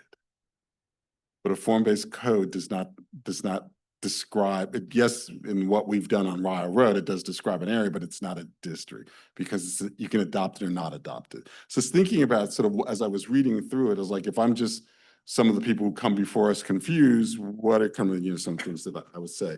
So like on page 4, and this comes to some of the stuff we've heard, and particularly from some of our commissioners, that you might add, like on line 4, that we without an increase in density when we're talking about the rural area. Or without densification, because that's within the comp plan. We're acknowledging that we're not going to start spreading into the rural area, which seems to be something that people are extraordinarily concerned. But just say it in it. We're going to do this thing in the rural without intensifying the density in the rural area. And then I will come back to it again, because I still think some of the stuff that all of us hear in various places and that we wrestle with is that the comp plan should bring bureaucratic predictability. Bureaucratic predictability? Yeah. So, and remember, folks, I've said bureaucracy is not a 4-letter word from where I come from. My history, everybody knows my history. That's not a 4-letter word. But what is a 4-letter word is the inability to predict when, if I enter the system, I should be able to clearly see how I'm going to move through the system. Yes, there are hiccups. Yes, we go off to the side on various things. That's to be expected. Like we heard tonight about pulling the road from Arden over to that's to be expected. Yes, there's, we find that there's a condition that has to be navigated. But when we're asking, the size of the projects that we're bringing in that will come into this community are not going to be mom and pop developers anymore. That is not going to happen. I look at is it Greystone or Grayfield, whatever that thing is over off of Old Ivy Road. Graystar. Great start, thank you. That is being driven by a company that is a national, and in some cases, it's a multinational company. And they have the ability to come here and make a decision on whether or not they're going to bring their investors here. Because most of that money is not coming from them. Most of that money is coming because they're involved in real estate trusts. And so if they're looking at investing here, and whether or not it's up 29, whenever we finish doing what we're doing up 29, that the bureaucracy that we put in place should be clear so that people can engage with you and ask you questions that make sense, that you can make decisions from. And it shouldn't be, while it can be elegant, it does not necessarily have to look like it has a PhD in English from the University of Virginia. You remind me of a conversation I had with the developer a long time ago, and I sat down with them, talked about how we could do more to protect water quality. And he gave me this surprising answer. He said, actually, I don't really care what you do. He said, as long as it's consistent, it costs me the same either way, whether just make sure that whatever regulations you have are consistent. And that really stuck with me. Sure. I mean, and the dollars, I've complained for a while when we got economic opportunity zones and we had them in our district. In our district, there's one behind it. No one came to see it. And I got a call from people who I know outside of this community said, can you tell me about that economic, it's where Lidl was or Aldi was, whatever the one that was over there. The Staples on 29. That's the one that they were.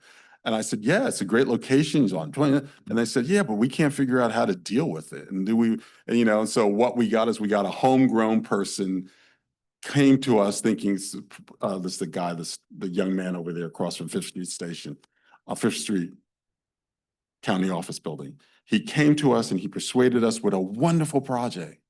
It was going to be biotech and there's going to be this and that. It's going to be walkable. And what do we get? Everybody knows I'm not trying to be. We got storage units and apartments. Yeah. And so part of that is, what do we want? Do we want more storage units? Yeah. No. No more storage units.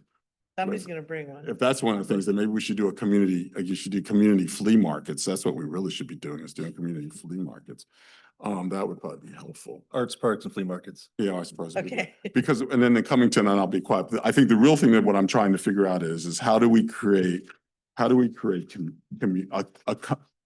connected Albemarle County? Because I am absolutely at the end of my time here where I'm so sick and tired of this, the tension between the rural part of the county and the non-rural part of the county. It is painful to have to listen to that stuff infinitum when we go through things. But what we really need to do is come to a place where we have a connected Albemarle County, and it does not, and wherever you happen to have your piece of property or you park your car, you should still have the same passion about this place. And it should not be, we're trying to keep people out of this place.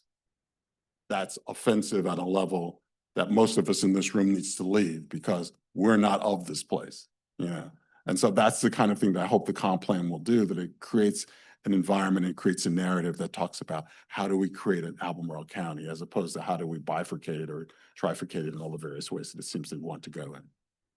Great comments. I know that the hour's late, but there's just sort of one kind of element that I don't know if it's really in here explicitly. And I know this is our big moves chapter or whatever. That we have, so this is a little different from what I was talking about before, that we have an aging population, and that, yes, we have the colonnades and we have various places, but you can only live there if you're really wealthy. The monthly rent there is more than I make per month now. So how would I ever live there in retirement? I never will. I never would afford it. And we talk about, there's this converted school down in Scottsville. There's a many-year waiting list. There's a place in Crozet. There's a many-year waiting list. So there are, you reminded me of this when we were talking about big developers. There are people interested in our aging population that tends to be more wealthy. And so they're willing to come in and build more of these assisted living type facilities. But in reality, most people are not going to be able to afford to live in those. They're too expensive. I did a survey for an aged friend of mine who needed a place to live, and the only place I could find was in Roanoke. she would have to leave all her friends and all her family, go down to Roanoke so she could live there on, Social Security and what you can get. So point being that helping people age in place and remain in their homes is not only cost effective, but it's better for the people's mental health and all of that community feeling, not having to move out of your community just because you're aged. So what does that have to do with all this? Transportation. Yeah. Now, all of the stuff that Jaunt provides to allow that picks up people and gets them to UVA Health and allows them to get to the grocery shopping. store. It's not just the UVA Health, it gets them the Yeah. shopping. Yes, so I said the grocery Yeah, store. You didn't yeah. let me finish.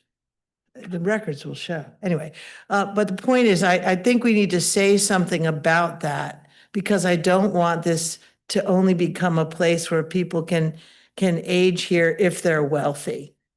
That's much more elegant than my comment about the 15-minute walk, Yeah. sort of new urbanism. Yeah, and Because yeah. the fastest growing demographic of Albemarle County is not going to walk 15 minutes. It's just Right, gonna so sit down. there's considerations with how we work our built environment and where we put amenities and how they function. But there's also just that making a transportation network that can support our elders. And I'm inching towards those elders, myself. But, I would add this one thing. I think if we could redefine what aging in place means, because sometimes aging in place means you need to get out of your 4,000 square foot house, but you can't go to any place in that community that says that's 1,700 because there are 1,700 Right, square foot. They're right. not being built anymore. And that's why housing diversity matters. Right. But I think and affordability and those kind of carriage houses where, you sell your bigger house and you go move in a tiny unit or something. So I'm just asking that you maybe give a nod to the aging population and the fact that it will require us to provide good transportation infrastructure. AHIP remodels houses so people can stay in them, but remodeling them so aged people can stay in them is also part of making things affordable. So it's part of affordable housing because if you can't afford your housing when you're retired and older, then where do you go? You have to leave this community. Yeah. So I'm just I'm just gonna- stepping off that soapbox, but Yeah, that's good. I think we just, can do something with that. I don't have the elegant answer, but I feel like that needs to be in here because our aging population is a major issue and it is hard to get around in this community and there aren't affordable options for seniors. There just aren't. so I think it's all great comments. I think that, just to be clear, are you saying that this needs to be part of the implementation? I'm plan? saying that I would The like to bigger- see some explicit language around that. In this, But yes. in this chapter. Yes. Okay. And That's what I'm- that we can tie that to transportation, we can tie that to, Yeah. a number of things, but it is you asked for big issues, that's a big Yeah. issue in our community. We are no longer a young community. I mean, I guess, just look at the census. If you don't, just look at the census. We are not a community that's under 45. Right, and we heard tonight from a young woman who's having affordability issues, but I can find you any number of seniors who are also having the same problem. Yeah. Any I've got a few comments, but I just want to make sure. We'll defer to you, Chair. Well, We good? the only thing I was going Mr. Murray. to mention is there are other models of care in the community. So there's, many of you may be familiar with Innisfree Village. And that's a very interesting care community. In that case, it's meeting needs of people with developmental disabilities. But it's a way that some people have been able to age in place and, and live out their lives, with volunteers. And there's several of those communities in Albemarle County. They've always fit really oddly into the, they've always had to come forward with, exceptions and to try and sort of work them in somehow to make them work. And full disclosure, my wife works at Innisfree. So, but I think, I've often wondered, is there a better way to, I wouldn't say necessarily encourage communities like that, but at least allow them when they occur so that we don't have to jump through hoops. Just hearing about some of the hoops that some of those communities have had to go through. And they've talked about things like, maybe even having places for retirement on site for even their volunteers to age. Because at a certain point, the volunteers get to a certain age, there's not much difference between the volunteers and the residents. Cool. So I'll try to do a little bit of two things. One is share a few of my comments, which are a lot of plus ones to these, so I won't restate what's already been stated. But also try to put a little bit of bow on this from what I've been taking notes, see if this is it's how my brain works. Scary place. So you mentioned at the very beginning, and we don't have to debate this now, but just to take in consideration strategic prioritization plan as opposed to implementation. I personally feel like implementation is more fitting, but again, we don't have to debate it. It's just how you get this done, how you implement this, it's how you're getting the chapter done. As part of this, there is strategic prioritization, but it's a way to implement it. So that's just my 2 cents. And then a few other thoughts. One, under the heading of moves, I feel like they were captured well under the heading of metrics. I would, again, just +1, the green aspect, I think would be an important thing to factor in. And then if you'll bear with me just on some simple single words, one, simplify. And I think to Commissioner Bivens' comments, it needs to be somehow acknowledged that, as you said at the beginning, Mr. Barnes, this is a vast simplification of a comprehensive plan that was much more complex. So celebrating that moment, that simplification, because a lot of what I'm hearing in this community is it takes so darn long to get stuff done, right? So this is a way that we're starting to think about a strategy to streamline that process and to simplify. The second one is promote. So I think as you think through this process, whether it's the implementation of this of the comprehensive plan, et cetera, this comp plan has so much goodness in it and so many connections to other very good documents that for it just, and I know it won't, because you said at the beginning, we don't want another plan that sits on the shelf, but this is such a great resource. Thinking of ways as a county that we can promote it, I think would be an important thing. And then as you think through the process, so number one, we talked a little bit about this comprehensive plan amendments process. So if you think about the overall process, there's the study phase, there's which we're doing, there's and mostly done, there's the prioritize phase, then there's the investment phase, which is critically important. Then there's the promotion of that piece. Then there's the implementation. Then there's the measurement. Then there's a reporting. So don't forget that we measured it and now we're going to report it. And here's how we did. We did great. We did terribly. We've got to do that. And then there's the adjust and reassess. And then there's the engage. And so I would just, I think, as we think through the comp plan, it's going to be easy to say, and we should celebrate the completion of this document. But it's a living, breathing document, right? It's an ongoing thing. And community engagement should also be a living, breathing part of it somehow. So I would just encourage us to be thinking about what that looks like. And I'm not sure exactly what that looks like, but those are the key points that I wanted to mention. All right. Thank you. Thank you. It's really helpful. That's great. Okay, with that, we will move on to number 5, to committee reports. Thank you. Anybody have any committee reports? Most of mine were canceled for this month. Committee reports? The Historic Preservation Committee met. They are working on I guess I could call it a speaker series. Each month they would have a different topic. And then I think it would be at either here or probably here. Anyway, they were trying to get it in this room, but they have different topics lined up. Cool. I can't tell you what they are because I've only been able to get into my county email for the last 15 minutes. Because I've been locked out for 3 weeks, so I have no access to that stuff, but I'll send it around. They'll be free, and I think it's the idea to, sort of bring history alive, and there's some co-sponsorship by a local business. So anyway, that'll be a cool thing to happen and give all the historic preservationists some neat stuff to learn about, and anyone else. I've been thinking about you a bunch when it comes to the historic markers around the county. And I don't know why, but I never really noticed them before. And now I'm seeing them and sitting there, you're in a car, usually you see it and you pass by. Sometimes I'm on my bike and I see it and I stop and I can actually read it.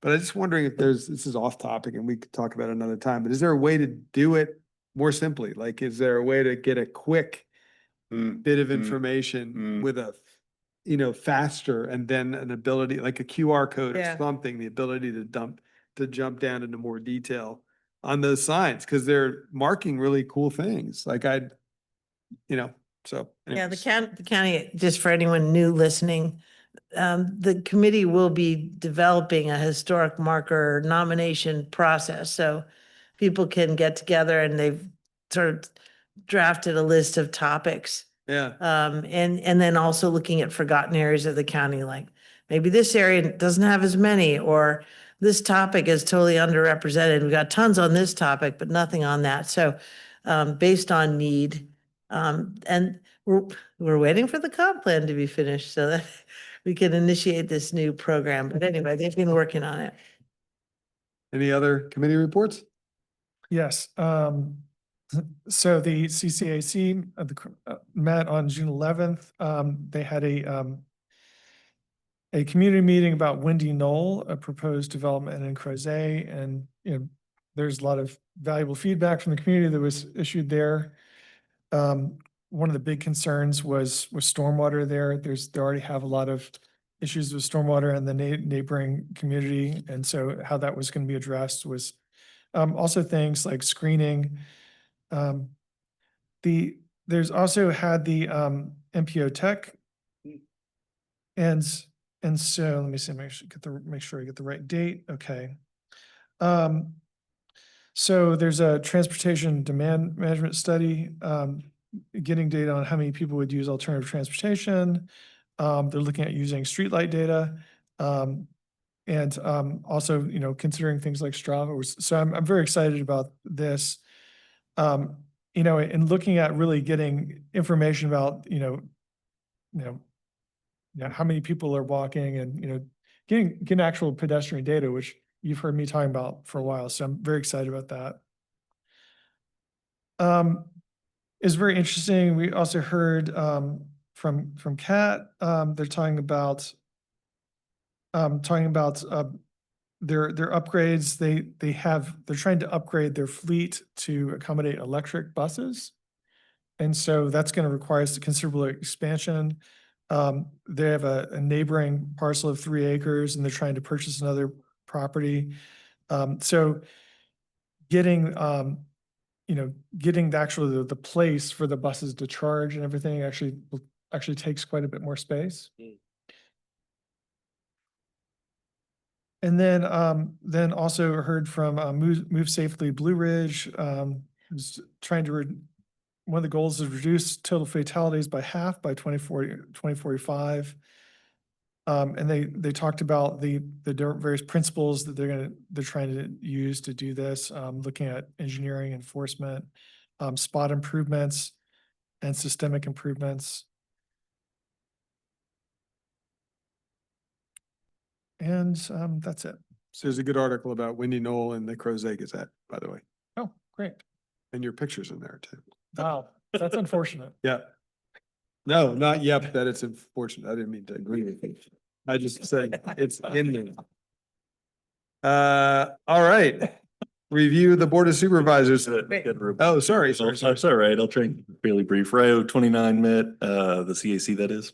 And one of the things was we just have a watch list of construction projects and things going on. For those who drive on RIO and or the Parkway on a regular basis, the Belvedere Green Tea and the K-Tech roundabout are going to start construction this fall. At least they're slated to, and then end 2 years later. So it's going to be a bit of a messy section for a little bit, but that's coming down the pike. We also had a presentation from Matt Wertman from Albemarle County Public Schools about the capital projects, just that coming online, not this September, but a year after is going to be, as you know, Julian, Center 2 at the Lambs Lane campus, which is now redubbed ACE Academy. We had a thing here about that, and we're asking them like, why don't we go higher so that there's actually room to get more kids out of the trailers? And the answer was there wasn't a budget for that. So There wasn't what budget? Budget for that, yeah. And then around the same time, also in just over a year, Mountain View Upper Elementary down on the south end of our development area is also going to come online.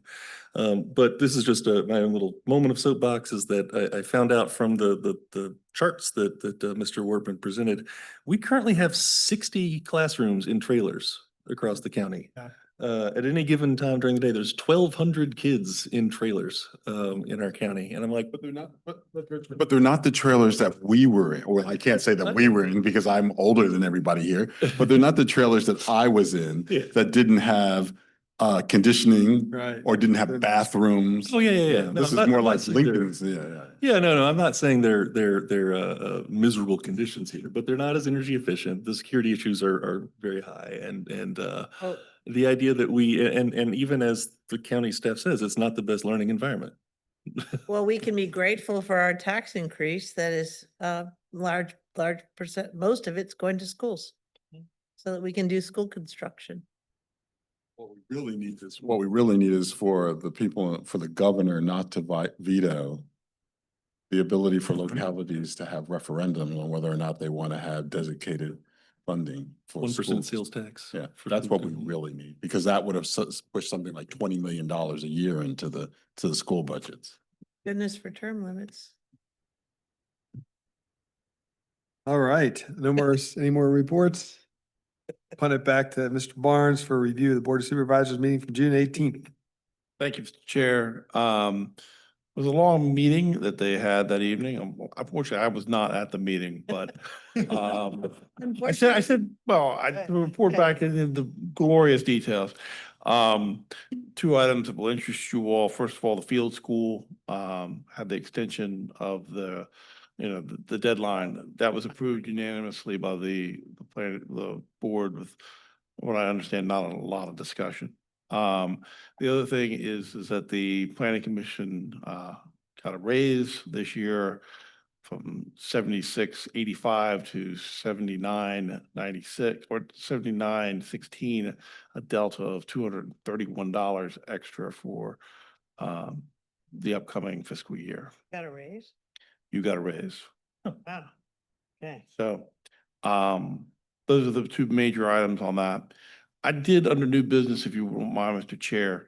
Carolyn and I have been trying to get out to you guys a little bit 2-month look. You'll see we sent you something a week or two back, maybe a week back, that showed you that we didn't have any private sector items either on the meeting at the end of this month or the first meeting in August. Things move around here quick. I just understood when I sat down that we might have a potential appeal that we might need to hold that first meeting in August. Let me give you the dates. We're talking July 22nd and August 12th. And so my intent tonight was to come and ask you guys, would you mind if we had a motion to cancel both those meetings? I understand now that I may need to keep the August 12th one in case this one matter progresses. It may well not, but I would like to ask, would you all mind, if we don't have any items for July 22nd, that we move to not hold that Adjourn to the meeting. 12th. And I think for the August 12th one, we may need to figure out a little bit later whether or not we can cancel that, but I think we're sort of leaning towards canceling that, and I'll try and figure out the legal. So you're going to cancel, you're asking us to cancel the next two meetings? First one as of now. Yeah. Yeah, for right now, I think the motion would just be to cancel the July 22nd meeting and adjourn to the August 12th. And if it's determined we don't need the August 12th meeting, we will circle back around with you and figure out the correct way to have that happen. Thank you. Well, maybe the best thing would be is if they wouldn't mind taking, I'm sorry, guys, this has changed on me, but take action to not hold the August 12th unless we notify them in the next Yeah, because how would we week. take action? Because they if have we're to not take action to Can you do cancel the that? meeting. And that would be fine. Okay, so summarize, please, if you all are predisposed to granting this request, get a motion to cancel the July 22nd and to tentatively cancel the August 12th meeting unless be What's the next back with you meeting? the next short term to hold it.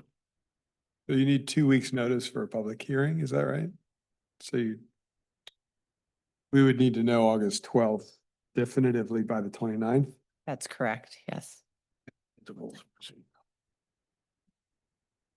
Well, I mean, it's clear that we're not It's 12 doing if we're gonna the, have a meeting on the Hmm? 22nd of, I'm sorry.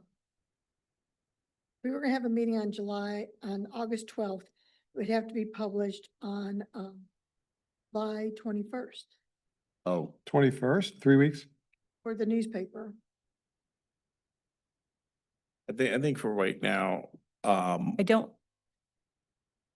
not sure if staff is aware at this moment if there will be a need for a public hearing for August 12th. It'd be more for an administrative hearing for a potential appeal of an administrative decision. I Oh. see. so that's not a public hearing then? That's not a Yeah, public it's not a And public hearing. Okay, Yeah, we probably don't have jurisdiction on it. Is it one of those things that supervisors? well, I'll take your advice. It seems to me that it would be easier to cancel after the fact. So in other words, I don't know, maybe it's just me, but if we cancel the 22nd and say the 12th is still a potential meeting, Meeting, hold that right. out there. And then Right. when we get to the point of it either being the 21st or the 29th or whenever, then we cancel it. That would be But my recommendation. The question is, do we have to have a motion to cancel it? Because we won't be Because we convened. won't be Won't be convened. Convened. that's what I was trying to get to. Yeah, I think you need to take an action to. Can you have a conditional?